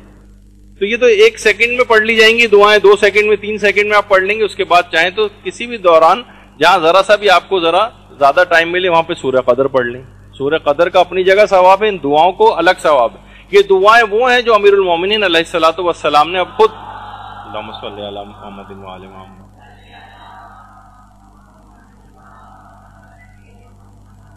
ان دعاؤں کو امیر المومنین نے خود پڑھ کر بتایا ہے، اور یہ سکھایا کہ جو اس طریقے سے وضو کرے گا اس کا ایک عظیم ثواب بتایا کہ جو آپ کو ثواب وضو والی جو کتاب ہے آپ کو ضرور لینی چاہیے۔ معمولی پتلا سے کتاب چاہے، انتہائی کم قیمت پر وہ دستیاب ہے، وہ ضرور لے کے آپ اس کو تاکہ اندازہ ہو جائے۔ پھر اس کے بعد دائیں ہاتھ پہ جب پانی ڈالنے لگے اللہم اعطنی کتابی بیمینی والخلد فی الجنان بیساری وحاسبنی حسابا یسیرا، یہ دعا پڑھیں دائیں ہاتھ پہ پانی ڈالتے وقت۔ بائیں ہاتھ کے وقت اللہم لا تعطنی کتابی بشمالی ولا من وراء ظہری ولا تجعلها مغلولۃ الی عنقی واعوذ بک من مقطعات النیران، اس میں بھی قیامت کی مختلف چیزوں کا حوالہ دیا گیا ہے کہ پروردگار مجھے فلاں فلاں چیزوں سے محفوظ رکھنا۔ تو بہرحال ہر آگ کی بنی ہوئی ہتھ کڑیوں سے محفوظ رکھنا، اس وقت جب ہر وقت انسان جس کا چشم تصور سے نظارہ کرے گا بھڑکتے ہوئے شعلوں کو جہنم کے، ان کا تصور کرتے وضو کرے گا تو خود سوچے کہ اس کی نمازوں میں بھی خشوع خضوع پیدا ہوگا اور وضو کے اندر بھی۔ اللہم غشنی برحمتک و برکاتک و عفوک، جس وقت سر کا مسح کر رہا ہو اس وقت اس دعا کو پڑھے۔ تراجم جو ہے ان دعاؤں کے سب کتابوں کے اندر لکھے، اتنا وقت نہیں ہے ان کو بیان کرنے کا۔ جس وقت پاؤں کا مسح کرنے لگے اللہم ثبتنی علی الصراط یوم تظل فیہ الاقدام واجعل سعی فیما یرضیک عنی یا ذا الجلال والاکرام، یہ پڑھے۔ اور اس کے بعد جیسے ہی اس دعاؤں کو پڑھ کے وضو ختم کرے گا بالکل ایسا گناہوں سے پاک و پاکیزہ ہو جائے گا جیسے ابھی بطن مادر سے پاک و پاکیزہ پیدا ہوا ہے، اور یہ عظیم ثواب جو کا حامل جو ہے وضو ہو جائے گا اور سارے فائدے آپ کو دلوائے گا۔ اور اسی طریقے سے وضو کو ختم کرنے کے بعد آیت الکرسی کی تلاوت کرنا یہ بھی ایک عظیم فائدہ جو ہے وہ دلواتا ہے۔ اس کے بعد چہرے اور ہاتھوں کو 2 دفعہ دھونا، یہ مستحب، 2 دفعہ دھونا۔ اس کے بعد ہے کہ مرد حضرات مستحب ہے کہ اپنی کوہنی کی طرف سے پانی ڈالیں پہلی دفعہ میں جس وقت پانی ڈال رہے ہوں، اور خواتین جو ہیں وہ کوہنی کے اندرونی طرف سے پانی ڈالیں، یہ زیادہ ثواب ہے۔ اگر عورتیں اس کا الٹا بھی کریں، یعنی مردوں والی طرح سے جو پچھلی تصویر آپ کو دکھائی ہے یہاں پہ بھی اگر عورتیں بھی پانی ڈال لیں تو کوئی حرج نہیں ہے، لیکن زیادہ ثواب ملے گا کہ عورتیں پہلی دفعہ جب پانی ڈال رہی ہوں تو کوہنی کے اندر سے پانی ڈالیں۔ البتہ جب دوسری دفعہ پانی ڈالنا شروع کریں تو دونوں کو الٹا کرنا چاہیے، یعنی مرد حضرات پھر کوہنی کے اندر کی طرف سے دوسری دفعہ میں پانی ڈالیں، اور عورتیں کوہنی کے باہر والی جو طرف تھی، کوہنی کے باہر کی طرف عورتیں دوسری دفعہ پانی یہاں پر ڈالیں۔ یعنی ہر دفعہ یہ نہیں کہ عورتیں اندرونی طرف ہی کوہنی کے اندر والا جو حصہ ہے وہیں سے پانی ڈالنا شروع کریں، نہیں، یہ پہلی دفعہ کے لیے، کیونکہ ہر وضو اعضاء وضو کو دو دو دفعہ دھونا مستحب، تو یہ پہلی دفعہ کے لیے دوسری دفعہ جب پانی ڈالیں تو پھر اس طرف پانی ڈالیں جو اس کی الٹی سائڈ ہے، تو اس کا ثواب جو ہے وہ پھر آپ کو زیادہ ملے گا۔ اور ویسے ہر سمت سے جائز ہے، چاہے جیسے بھی ڈال لیں، درمیان میں ڈالیں، آگے کی طرف ڈالیں، بالکل بیچ میں ڈال دیں، پیچھے کی طرف ڈالیں، کہیں پہ بھی ڈالیں، آپ کوئی فرق نہیں پڑتا، وضو بہرحال ٹھیک رہتا ہے۔ یہ ثواب دلوانے والی چیزیں۔ پھر ہر اعضاء وضو پر پانی اوپر سے ڈالا جائے، یعنی یہ تو سمجھانے کے لیے تصویر آپ کے سامنے کہ اعضاء وضو پر پانی اوپر سے ڈالا جائے، ورنہ آپ یہ بھی کر سکتے ہیں کہ پانی مثلا آپ ڈال رہی ہیں، مثلا چہرے پر آپ پانی ڈال رہی ہیں، آپ نے چہرے پہ جہاں آنکھیں ہیں یہاں پر پانی ڈالا، پھر یا گالوں کی طرف پانی ڈالا، اس پانی کو کھینچتی ہوئی آپ اوپر لے گئی، اور پھر بعد میں نیت شروع کریں کہ اب میں دھونا شروع کر رہی ہوں، تو دیکھا جائے نیچے سے اوپر پانی ڈالنا، یا آپ نیچے سے پانی اوپر کھینچ کے لے کے گئی، لیکن اس وقت آپ نے وضو کی نیت نہیں کی۔ وضو کی نیت آپ اس وقت کریں جب اوپر سے نیچے کی طرف پانی آپ پہنچائیں، لیکن مستحب یہی ہے کہ اعضاء وضو پر پانی اوپر سے ہی ڈالا جائے، یعنی نیچے کا پانی کھینچ کے اوپر نہ لے جائے، البتہ لے بھی جائے تو حرج نہیں، لیکن یہ نیت کے بعد نہیں ہونا چاہیے۔ نیت سے پہلے آپ نے پانی نیچے کی طرف ڈالا، پھر پانی کو کھینچ کے اوپر لے گئی، پھر نیت کر کے پانی کو نیچے آپ نے اوپر سے نیچے کرنا شروع کیا۔ ابھی میں ویسے ایک ویڈیو کلپ آپ کو دکھاؤں گا، اس سے آپ کو بات واضح ہو جائے گی کہ اچھا کہ میں اس میں کیا آپ کو پاسبلٹی ہے، لیکن بہرحال اعضاء وضو پر پانی اوپر سے ڈالا جائے، ایک تو یہ ہے۔ پھر دوسرا مستحب ہے کہ اعضاء وضو پر پانی ڈالا جائے، اعضاء وضو پانی کے اندر نہ ڈالے جائیں، یعنی ایک چیز اور ہوتی ہے اسلام میں، وضو ارتماسی کہلاتی، وہ بھی کرنے کی وہ اجازت ہے، وہ آگے چل کے میں بتاؤں گا، اس کا بھی ایک طریقہ ہے کہ بعض اوقات یہ بھی ہوتا ہے کہ آپ چاہیں کہ پورا پانی میں آپ چہرے کو پانی کے اندر لے جائیں، اور اس کے بعد جب آپ چہرے کو باہر نکالنے لگیں اس وقت آپ نیت کریں تو ایسے ہی ہوگا جیسے اوپر سے نیچے آپ نے دھویا ہے۔ یا مثلا جیسے ہاتھ ہے، ہاتھ کو آپ نے بغیر نیت کے پانی، بغیر وضو کی نیت کے، یعنی چہرہ آپ نے دھو لیا ہے لیکن بغیر وضو کی نیت کے پانی کو آپ نے کسی بھی بالٹی کے اندر یا تالاب میں ڈال لیا، اور جب آپ باہر نکالنے لگے اس وقت نیت کریں کہ یہ میں جو وضو میں ہاتھ دھویا جاتا ہے اب دھو رہی ہوں۔ تو یہ ہوگا کہ آپ نے اعضاء وضو جو ہے یہ بھی کیا جا سکتا ہے جو آپ کے سامنے، کہ آپ نے پانی اندر ڈالا اور اس کے بعد ہاتھ کو باہر نکالتے وقت آپ نے نیت کی، تو پھر یہ ہوگا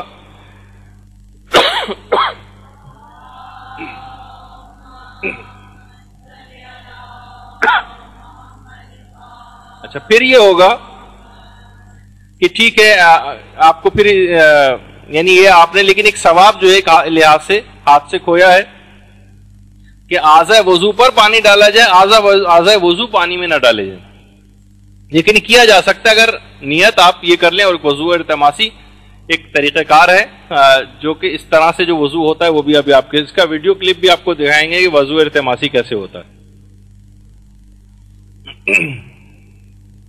اچھا اس کے بعد اعضاء وضو پر ہاتھوں کو پھیرنا مستحب، اعضاء وضو پر ہاتھوں کو پھیرنا، یعنی آپ یہ بھی کر سکتے ہیں کہ براہ راست جو واش بیسن ہے کہ آپ نے نل کے نیچے ہاتھ کو رکھا اور آپ نے پورا ہاتھ دھو لیا، آپ نے ہاتھ لگایا بھی نہیں اور پانی ہر جگہ ہاتھ پہ پہنچ گیا۔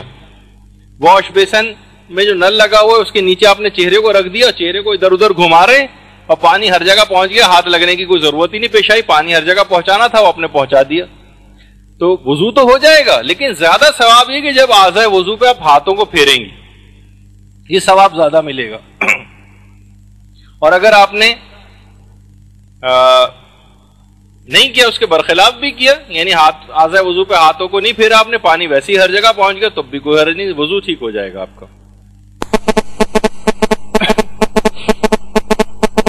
اس کے بعد اگلا مرحلہ ایک یہ آتا ہے کہ حضور قلب ہونا چاہیے، یہ بھی مستحب، یعنی دماغ میں فقط پروردگار عالم کا اور روز آخرت کا خیال ہو، اور اس خیال کے تحت وضو کریں تو ثواب زیادہ ملے گا. اس کے بعد آ جائیے کچھ مکروہات وضو کا بھی بیان ہو جائے کہ کون سی چیزیں وضو کے ثواب کو کم کرتی ہیں. کون سی چیزیں وضو کے ثواب کو کم کرتی ہیں. اس میں ایک تو ہے استنجے والی جگہ پر وضو کرنا. استنجا جس جگہ پہ کیا جاتا ہے. لیکن اٹیچ باتھ والا جو مسئلہ ہے وہ اس میں نہیں آئے گا. مثلا اٹیچ باتھ ہے, اسی میں WC لگا ہوا ہے, کموڈ لگا ہوا ہے, اور وہیں پر واش بیسن بھی ہے, ہم واش بیسن پہ وضو کر رہے ہیں, وہ مکروہ نہیں, وہ مکروہ نہیں. اگر اسی جگہ پر براہ راست یعنی WC کے اوپر کھڑے ہو کر وضو کیا جائے کہ سارا پانی وضو کا وہ اس کے اندر براہ راست جائے, وہ جو ہے مکروہ, وہ آپ کے ثواب کو کم کر دے گا. یا کسی جگہ لگا ہوا ہے اور نیچے بیٹھنے والے جو WCs وغیرہ لگے ہوتے ہیں, وہاں پہ اگر کوئی شخص پانی براہ راست اس کے اندر جا رہا ہے, ٹھیک ہے وہ نل ول پائپ وائپ کے ذریعے جائے گا تو سارا گٹر لائن میں ہی, لیکن براہ راست اس جگہ پر وضو کرنا کہ جو استنجا کے لیے استعمال ہوتی, وہاں پر کراہیت رکھتا ہے, نہیں ثواب وضو کم ہو جائے. مکروہ کے معنی ثواب کا کم ملنا, وضو کی ویلیڈیٹی پہ کوئی اثر نہیں پڑے گا, وضو صحیح رہے گا, کوئی حرج نہیں, کوئی مذائقہ نہیں ہے اس میں. ایک تو چیز ہو گئی. دوسری چیز ہے کہ وضو میں مدد لینا. ویسے آپ توضیح المسائل کے اندر ایک مسئلہ پڑھیں گی کہ وضو کے پانی پہنچانے میں اگر مدد لی جائے تو وضو باطل. وہ وضو میں پانی پہنچانے کا مسئلہ ہے. مثلا ایک شخص کھڑا ہو گیا لوٹا ہاتھ میں لے کے, جیسے پہلے ہوتا تھا کہ لوگ وضو کرواتے تھے, ایک شخص لوٹا ہاتھ میں لے کے کھڑا ہو گیا, کوئی برتن ہاتھ میں لے کے کھڑا ہو گیا, وہ ہمارے ہاتھ پر پانی ڈالنا, لیکن پہنچا ہم خود رہے ہیں, ہم ہاتھوں کو پھیر رہے ہیں ایک ہاتھ سے دوسرے ہاتھ پر, ہم اپنے ہاتھ میں چلو میں پانی بھر رہے ہیں, پھر اپنے چہرے پر ڈال رہے ہیں, پہنچا ہم خود رہے ہیں, پانی میں وہ پانی ڈالنے میں مدد کر رہا ہے, یہ عمل مکروہ ہے. لیکن اگر ہم نے ہاتھ نیچے رکھ دیا اور کہا اس پہ پانی ڈالو, اور اس نے اس طرح سے پانی ڈالا کہ پورا ہاتھ ہمارا جتنا وضو میں بھگونا ہوتا سب بھیگ گیا, کوئی جگہ خشک نہیں رہی, اب یہ عمل ہمارے وضو کو باطل کر دے گا, کیونکہ ہم نے اس کو پانی پہنچانے میں مدد لے لی. وضو کے پانی پہنچانے میں مدد لینے سے وضو باطل ہو جاتا ہے. لیکن وضو میں ویسے ہی مدد لینا, وضو میں ویسے مدد لینا کہ پانی کوئی ڈال رہا ہے اور ہم اپنے چلو میں لے کر اس کو اعضائے وضو تک پہنچا رہے ہیں, یہ عمل مکروہ ہے. لیکن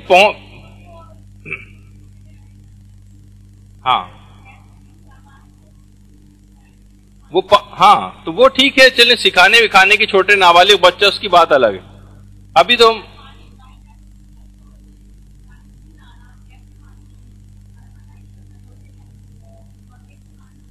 ہاں تو تب بھی کوئی دیکھیں, میں صرف کراہیتی کا تو مسئلہ بیان کر رہا ہوں, بہت زیادہ سے زیادہ تھوڑا ثواب کم ملے گا. لیکن اگر کوئی اور طریقہ بھی نہیں ہے, چھوٹا بچہ ہے, اب تو اتنی ساری شرطیں لگا دیں, پانی بھی بالکل نہیں ہے, صرف ایک مگ پانی ہے, ابھی تو اس میں جتنی بھی آپ چیزیں چاہیں ایڈ کرتی چلی جائیں, تو اگر واقعی ایسی صورت حال ہو رہی ہے تو ٹھیک ہے, پھر آپ اس موقع پر بہت زیادہ ہوا تو کہ اس وقت ضرورت کا موقع ہے تو شاید کراہیت اتری نہ رہے یا ختم ہو جائے کراہیت, وہ ایک الگ معاملہ ہے. لیکن وضو پہ کوئی فرق نہیں, وضو بالکل صحیح ہے.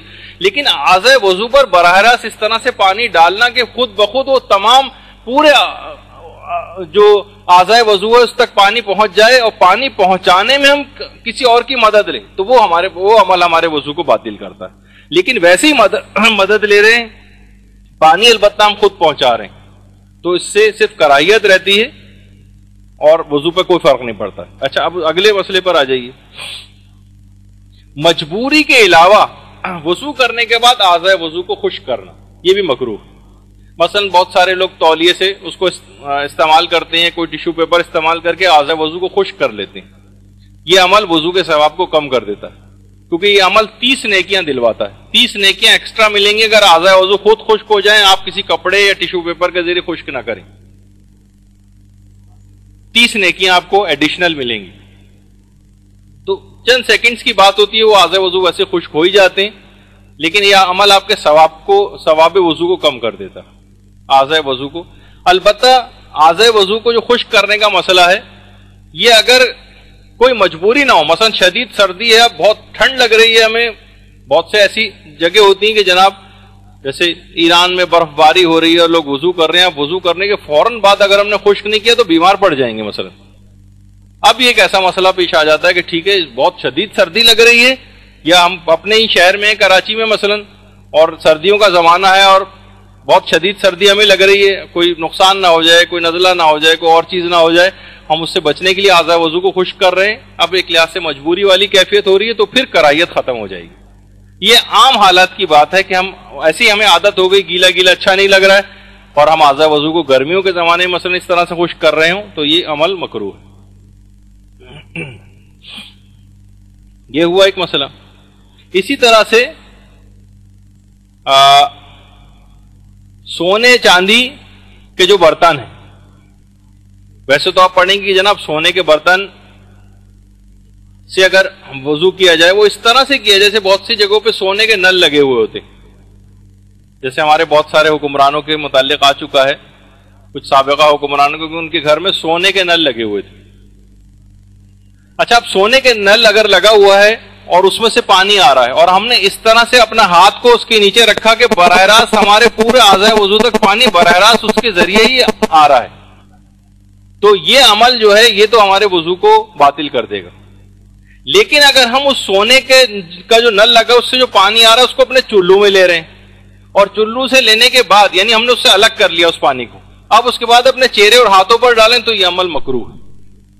یعنی یہ ایک اگر سونے کا برتن ہے، مثلا اگر سونے کا برتن ہے اور اس کو براہ راست اس طرح سے پانی اس کے اوپر ڈال رہے ہیں اپنے اعضاء وضو پر کہ یہ یہی شمار ہو کہ پورا ہم نے ہاتھ اسی سے دھویا ہے، یعنی براہ راست کہ ہم نے کوئی چلو بھی اس میں استعمال نہیں کیا، اس پانی کو الگ بھی نہیں کیا، تو یہ تو یہ عمل ہمارے وضو کو باطل کرے گا۔ لیکن اگر اس پانی کو چلو میں لے کے الگ کر لیں، اس نل سے جو سونے کا نل لگا ہوا تو چلو میں لے کے الگ کریں پھر ڈالیں، تو یہ مکروہ رہے گا۔ یعنی سونے اور چاندی کا برتن سے جو ہے وہ کراہیت رہے گی۔ اسی طرح کوئی ایسا برتن جس پہ کسی جاندار کی تصویر بنی ہوئی ہو اور اس سے ہم وضو کر رہے ہیں، جاندار کی تصویر کسی برتن پہ اور اس سے اگر وضو کر رہے ہوں تو یہ عمل بھی مکروہ ہے، یہ عمل مکروہ ہے۔ اچھا، کچھ پانی ایسے ہیں، کچھ مکروہ پانی، 7 قسم کے پانی جو ہیں وہ مکروہ پانی کہلاتے ہیں، اس سے ثواب آپ کو کم ملے گا اگر اس پانی سے آپ نے وضو کیا۔ ان میں ایک ہے سورج سے گرم شدہ پانی، مثلا آپ نے بالٹی کہیں رکھی ہوئی تھی، کوئی بوتل کہیں پہ رکھی ہوئی تھی اور سورج کی شعاعیں اس کے اوپر پڑی اور پانی گرم ہو گیا، اب اس گرم پانی سے وضو کرنا کراہیت رکھتا ہے۔ وہ سورج سے گرم شدہ پانی جو ہوتا ہے اس پانی کو یا تو اگر کراہیت آپ نے ختم کرنی ہے تو اس پانی کو تھوڑا دیر بعد استعمال کرنے، سائے میں رکھ کے جب اس کی گرمی ختم ہو جائے، کیونکہ سورج سے گرم شدہ پانی سے وضو مکروہ ہے۔ لیکن اگر چولہے پر پانی مثلا آپ نے گرم کیا ہے، سردیاں تھی چولہے پہ پانی رکھ کے گرم کیا، اس سے وضو کر رہی ہیں، اس سے مکروہ نہیں ہے۔ گیزر کا پانی اگر رکھ رہی ہیں اس سے بھی مکروہ نہیں ہے۔ یہ فقط سورج سے گرم شدہ پانی جو ہے اگر اس سے وضو کر رہی ہوں تو کراہیت رکھتا ہے۔ ہاں تو وہ مکروہ ہے، ثواب کم ملے گا آپ کو، تھوڑا سا اس کو لے کے ٹھنڈا کر لیں یا کوئی اور پانی استعمال کر لیں، لیکن وہ کوئی فرق بھی نہیں ہے، یعنی تھوڑا بہت ثواب کم ہو جائے گا، لیکن بہرحال وضو پہ کوئی فرق نہیں پڑتا، لیکن ہم صرف ثواب کو کم اور زیادہ لینے کی بات کر رہے ہیں۔ سورج سے گرم شدہ پانی، ایک تو یہ مکروہ پانی ہے، اور اچھا دوسرا ہے، بلکہ پہلے ایک اور لکھ لیجئے، وہ ظاہر اس کی تصویر نہیں، حائضہ عورت کا جھوٹا پانی، اس سے بھی وضو کرنا، حائضہ عورت کا جھوٹا پانی اس سے بھی وضو کرنا مکروہ۔ تیسری اب یہ جو تصویر ہے آپ کے سامنے، اچھا وہ ہے حرام گوشت جانور کا جھوٹا پانی، جیسے بلی اگر کسی پانی میں منہ ڈال دے، یا جیسے ہم نے حرم میں بھی دیکھا تھا کہ ایک صاحب جو ہے وہ یہ مسجد الحرام کا جو صحن ہے خانہ کعبہ کا، اس میں جو سیڑھیاں بنی ہوئی وہاں پہ بھی اکثر بلیاں وغیرہ آ جاتی ہیں ان کو پانی پہ۔ اب یہ جو پانی ہے اور اس پانی سے اگر کوئی وضو کرے گا تو وہ مکروہ پانی کہلاتا ہے، مکروہ پانی یعنی حرام گوشت جانور کا جھوٹا پانی۔ اس میں مثلا شیر اور چیتے کا جھوٹا پانی بھی آ جائے گا۔ حرام گوشت جانور میں البتہ 2 جانور ایسے ہیں جیسے کتا اور سور، ان کا تو یقیناً نجس ہے، وہ تو اس میں تو حرام گوشت ایسے عین نجس جانور ہیں، ان کا تو پانی استعمال ہو ہی نہیں سکتا وضو میں، وہ تو حرام ہے، یعنی وضو ہی باطل ہے اس سے۔ جبکہ ہم دیکھتے ہیں کہ بہرحال بہت سارے افراد جو ان کے اندر جتنی نجاستیں تھیں شاعران، ان کا تو کام ہی یہی تھا مثلا ہر وقت کتوں میں کھیلنا، اور کچھ ہمارے اپنے حکمران بھی اس سے کافی شغف رکھتے رہے۔ اچھا ایک تو یہ ہو گیا۔ تو اچھا 6 حرام گوشت جانور ایسے ہیں جن کا مکروہ در مکروہ یعنی مکروہ اسکوائر ڈبل مکروہ ہے۔ ان میں ایک ہے مثلا چوہے کا جھوٹا پانی، ان کا ڈبل مکروہ ہے، یعنی کراہیت بہت زیادہ ہے۔ جیسے وضو کا ثواب اگر آپ کو مثلا 100 ملنا تھا تو اتنی زیادہ کراہیت ہے کہ شاید 20-30 ثواب ملے آپ کو، 20-30 رہ گیا ہے، بس 80% ثواب آپ نے، یعنی چوہے کا جھوٹا پانی۔ اچھا اسی طریقے سے گدھے کا جھوٹا پانی، اتنا بتا دیا جائے کہ جو یہ گدھا ہوتا ہے یا مثلا گھوڑا ہوتا ہے اس کا جھوٹا پانی ہے، یا مثلا خچر ہے اس کا جھوٹا پانی ہے۔ گدھا، گھوڑا اور خچر یہ حلال گوشت جانور، یہ حرام نہیں، البتہ ان کا کراہیت ہے ان کا گوشت کھانا۔ تو گدھا ہے، گھوڑا ہے، یہ خچر، ان کا جھوٹا پانی اس میں کراہیت ہے۔ یہ نجاست کھانے والے جو جانور ہیں ان کے پانی سے مکروہ ہے، ان کے جھوٹے پانی سے، یا مردار کھانے والے جو جانور ہیں ان کے جھوٹے پانی سے مکروہ ہوتا ہے۔ اچھا حلال گوشت جانور کچھ ایسے ہیں جن کا جتنے حلال گوشت جانور ہیں ان کا جھوٹا پانی مکروہ نہیں ہوتا۔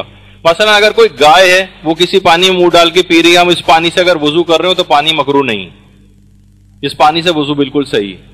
یا مثلا جو بکریاں ہوتی ہیں، بکرا بکری، یہ اگر کسی پانی میں منہ ڈال دیں اور اس پانی سے ہم وضو کریں یہ بھی مکروہ نہیں، اور نہ ہی مرغی کے جھوٹے پانی سے وضو کرنا مکروہ۔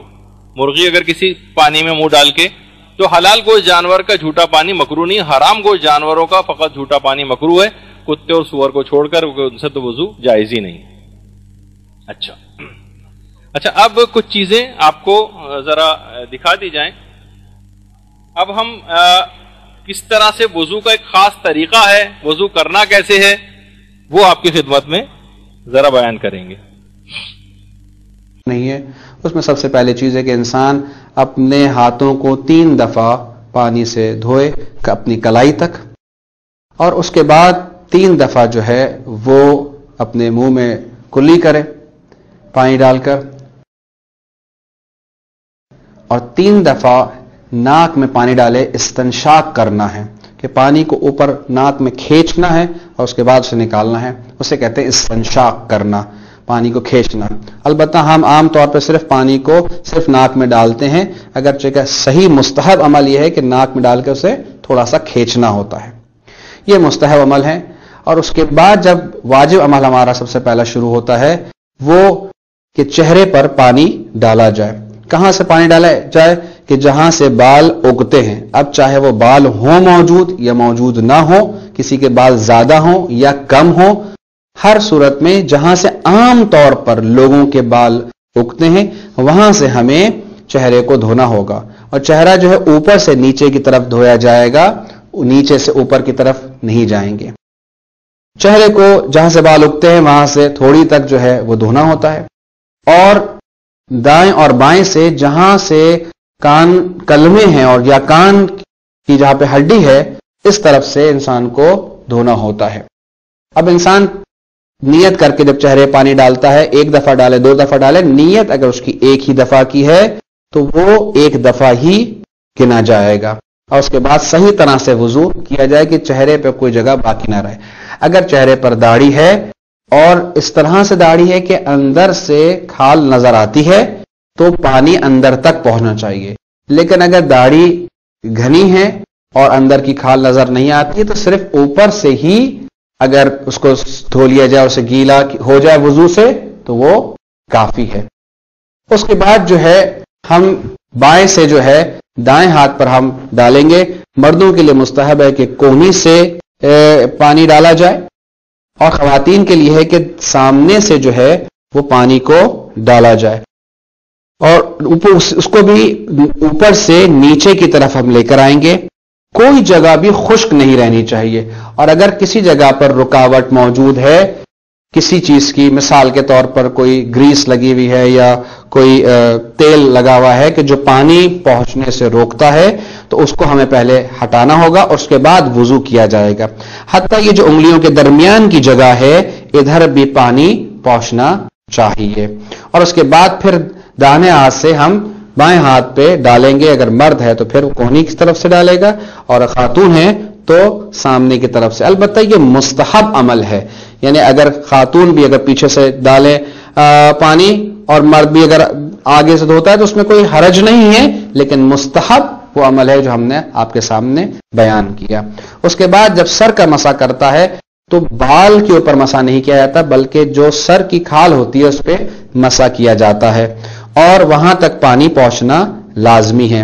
اور کم سے کم مقدار جو سر کے اوپر لگنی چاہیے وہ ایک انگلی کا جو ایک حصہ ہے یہ حصہ ضرور لگنا چاہیے, اتنا حصہ اس کے مطابق ہونا چاہیے.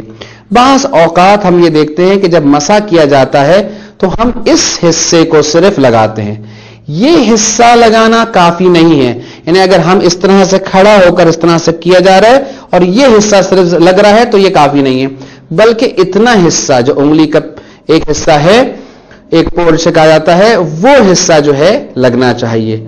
کتنا اسے کھینچنا ہے ہمیں, یعنی اوپر سے نیچے تک کھینچے نہیں, اس کو کھینچنا بھی مختصر سر سے کھینچا جائے تو کافی ہے, یعنی اتنا کہا جائے کہ اس کو سر پر رکھ کر کھینچا گیا ہے, یہ چیز کافی ہے.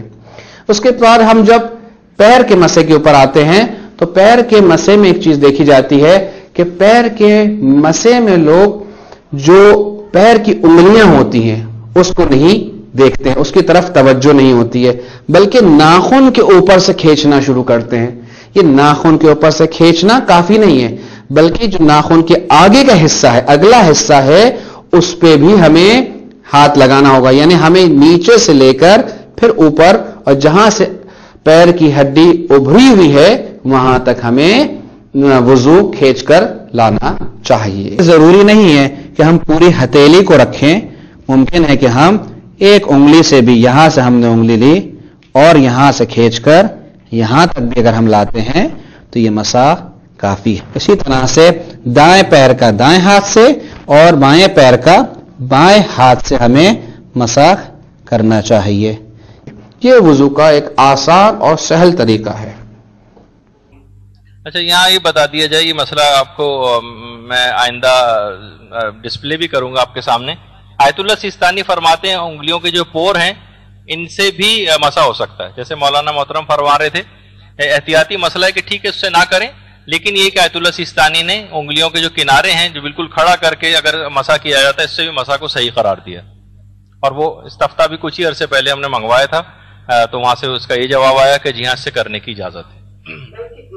اچھا, اب ایک اور چیز جو آپ کی خدمت میں دکھانی ہے آپ کو, اب مراجع جو بھی ہمارا وضو کرتے ہیں ان کی بھی ذرا ایک احتیاط آپ کو جو دکھا دی جائے.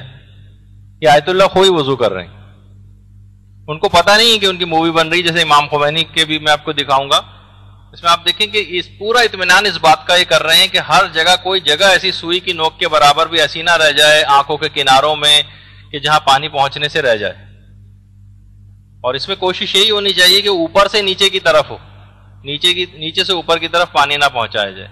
ایک دفعہ ہو گیا تھا, اب دوسری دفعہ بھی انہوں نے ایک مستحب کام پہ عمل کیا کہ دوسری دفعہ بھی چہرے کو دھویا جائے, اور اس طرح سے اور دونوں ہاتھ سے بھی کیا جا سکتا ہے, جیسے کہ انہوں نے کیا کہ پانی کو پہنچانے کے لیے ایک ہی ہاتھ صرف استعمال ہو, یہ اتنا ضروری نہیں. اس کے بعد دیکھیں براہ راست کسی برتن سے بھی ہاتھ پہ ڈالا جا سکتا ہے. پھر پہنچانے کے لیے اعضائے وضو کے اوپر ہاتھ پھیرنا یہ مستحب تھا, جس مستحب کے اوپر آیت اللہ کوئی مرحوم عمل کر رہے ہیں. پھر آپ دیکھیں انگلیوں, اچھا پھر آپ نے دیکھا کوئی حصہ اگر نیچے رہ جائے جہاں سے معلوم ہو کہ جناب یہاں پہ خشک چیز رہ گئی تھی کوئی, تو الگ سے اتنے حصے کے اوپر بھی پانی ڈالا جا سکتا ہے.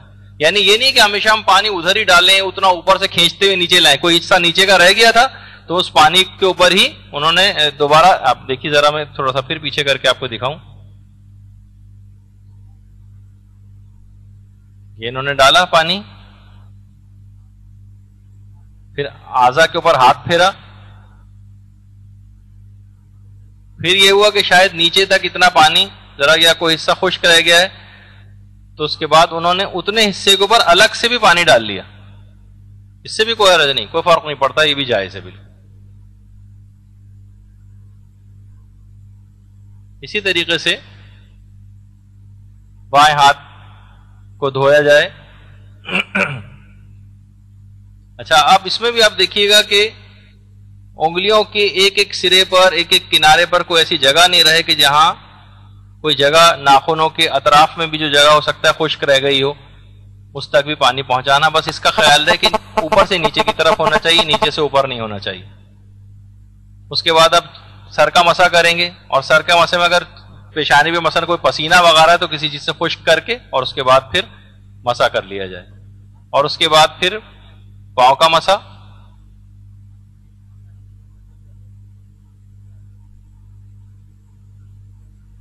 اور پھر یہ دوسرے بائیں پاؤں کا مسح۔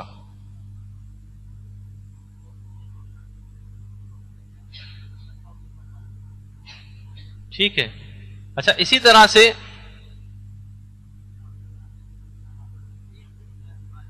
اب آپ ایک چیز اس کے اندر بھی دیکھ لیں کہ کیفیت وضو بعض اوقات جو لوگ کرتے ہیں وہ کس انداز سے وضو ہوتا ہے اور اس میں کیا کیا غلطیاں ہو سکتی ہیں۔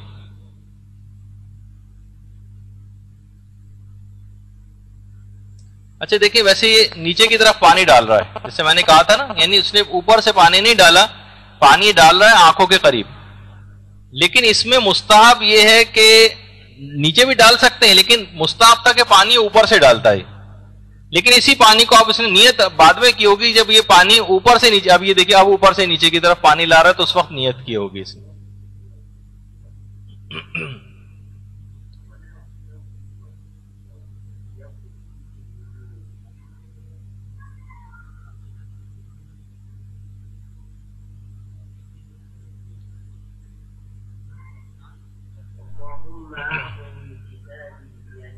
اور ساتھ ساتھ دعائیں بھی پڑھتا جائے۔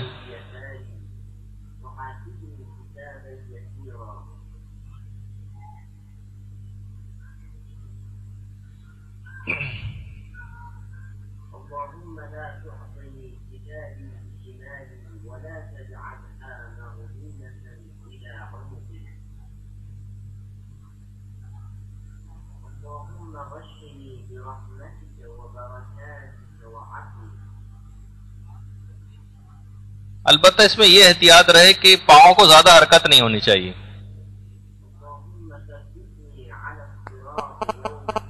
معمولی سی بالکل اگر حرکت ہو تو چل جائے گی، لیکن بہت زیادہ حرکت نہیں ہونی چاہیے۔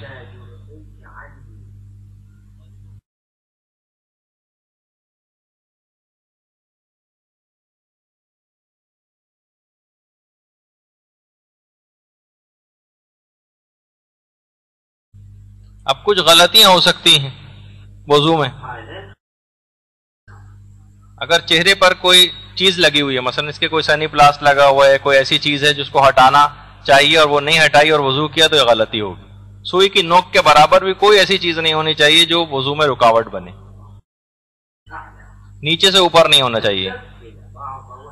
اچھا، کچھ چہرے کے کچھ حصے کو دھو لیا باقی کو نہیں دھویا، یہ بھی نہیں ہونا چاہیے۔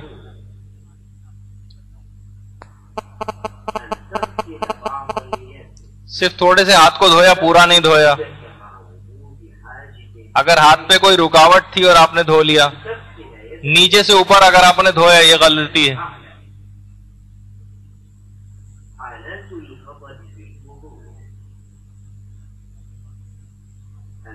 گیلے سر کے اوپر اگر آپ مسح کر رہی ہیں جو پہلے سے گیلا ہے، کوئی کپڑا سر پہ ہے، رکاوٹ ہے، پھر مسح کر رہی ہیں، سر کو ہلا رہی ہیں اور ہاتھ اپنی جگہ پر ہے،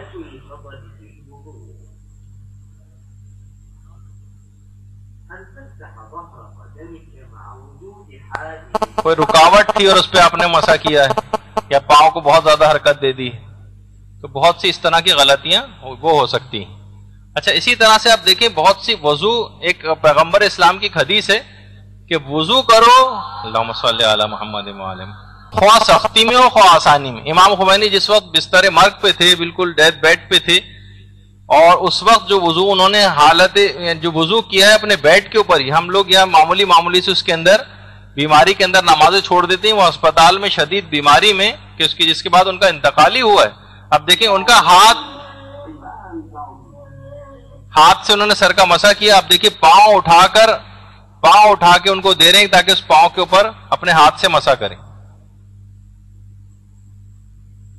دیکھیے اب انہوں نے ہاتھ پھیرا اپنے پاؤں پہ، ایک پاؤں کا مسح کیا، حرکت بھی نہیں کر پا رہے ہیں. پھر یہ دوسرا پاؤں اٹھا کر دیا جا رہا ہے ان کو مسح کے لیے، پھر وہ ہاتھ بھی آ نہیں پا رہا ہے لیکن اس کو کھینچ کر اس تک لا کے پھر پاؤں کا مسح کر رہے ہیں.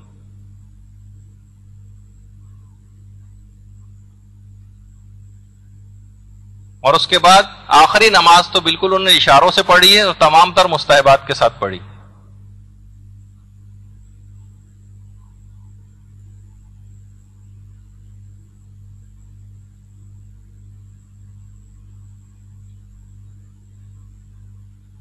اور اس کے بعد تو امام خوانی شدید بیمار ہو گئے تھے، پھر آپریشن ہوا تھا اور اسی کے بعد ہی انتقال ہوا.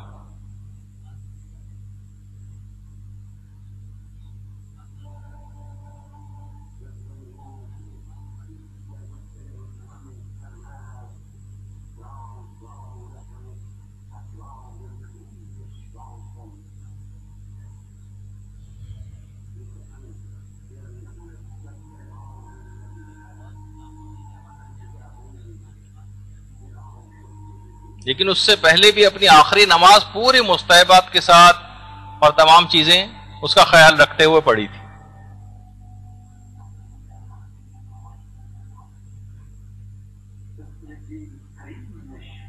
اور جس وقت بھی اسپتال میں تھے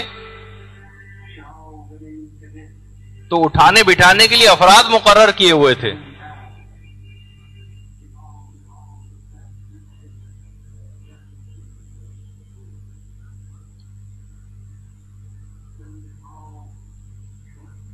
یہ صرف اس بات کا احساس دلانے کے لیے آپ کو دکھا رہا ہوں کہ کتنی آسانی کے ساتھ لوگ نمازیں چھوڑتے ہیں، کہ کسی صورت میں نماز معاف نہیں اور آخری وقت تک اس پر عمل پیرا ہو کر دکھایا.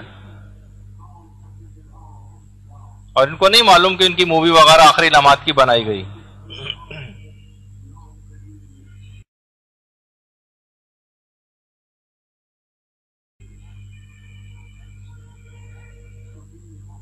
اب آپ دیکھیے گا کس طرح سے انہوں نے رکوع سجدہ سب کیا.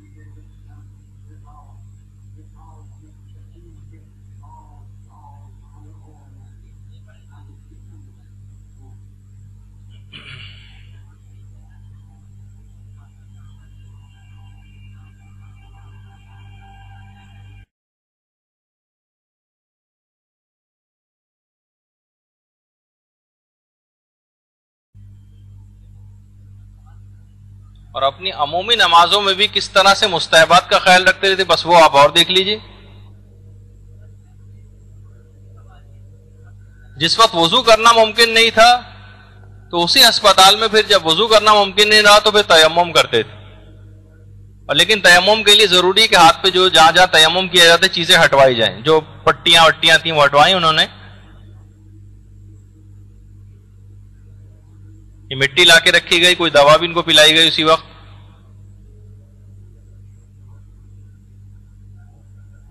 اور اب یہ دیکھیے انہوں نے پیشانی کا تیمم کیا، اس کے بعد ہاتھوں کا مسح کیا، اور اس کے بعد پھر یہ امامہ، کیونکہ امامہ مستحب ہے پہننا تمام تر مستحبات کے ساتھ. یہاں تو ہم واجبات چھوڑ رہے ہیں، وہاں ایک ایک مستحب پہ عمل ہو رہا ہے.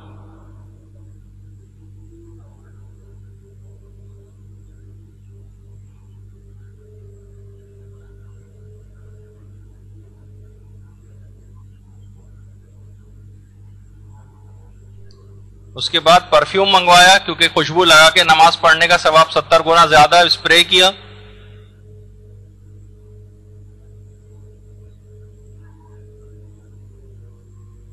دل کی دھڑکنیں بھی بے ترتیب ہو رہی ہیں.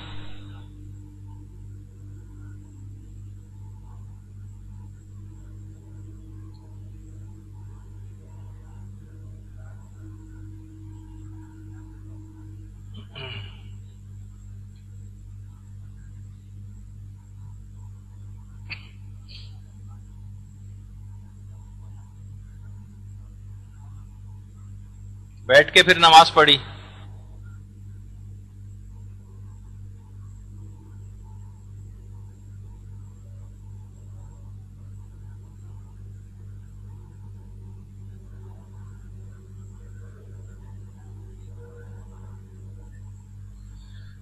تو آپ نے دیکھا کہ بہرحال وضو کے جو احکام ہم بیان کر رہے تھے، اب اصل واجبات کا بیان اب شروع ہونا تھا، لیکن اب کیونکہ اتنا وقت ہمارے پاس نہیں ہے، صرف 5-7 منٹ ہی کلاس ختم ہونے میں رہ گئے ہیں، تو اس کو بہتر ہے کہ اس وقت نہ شروع کیا جائے. اگلی جو ہماری انشاءاللہ 3 گھنٹے کی کلاس ایک اور ہوگی، اس میں ہم واجبات وضو کا پورا بیان مکمل کریں گے. تو بس گفتگو آج یہاں پر روک رہے ہیں. یقیناً آپ کے وضو کے سلسلے میں بے شمار سوالات ہوں گے، لیکن زیادہ سوالات بہتر ہے کہ ان کا جواب امید ہے کہ اگلی کلاسز کے اندر آ ہی جائے گا، کیونکہ ابھی واجبات وضو کا تو کوئی بیان شروع ہی نہیں ہوا، اور اس میں وضو کی عمومی غلطیاں، اہم ترین جو باتیں ہیں وہ آپ کی خدمت میں عرض کی جائیں گی. تو فی الحال آج کی بھی گفتگو انشاءاللہ امید یہ ہے کہ بیکار نہیں ہوئی ہوگی اور کچھ نہ کچھ مفید باتیں اس میں آ گئی ہوں گی. تو یہاں پر ہم اپنی گفتگو کو روک رہے ہیں اگلے ہفتے تک کے لیے. انشاءاللہ جب اگلی اتوار آئے گی تو مزید مسائل کا بیان ہوگا. بس صلی اللہ علی محمد و آلہ الطیبین الطاہرین. جی ہاں، ہو جاتا ہے.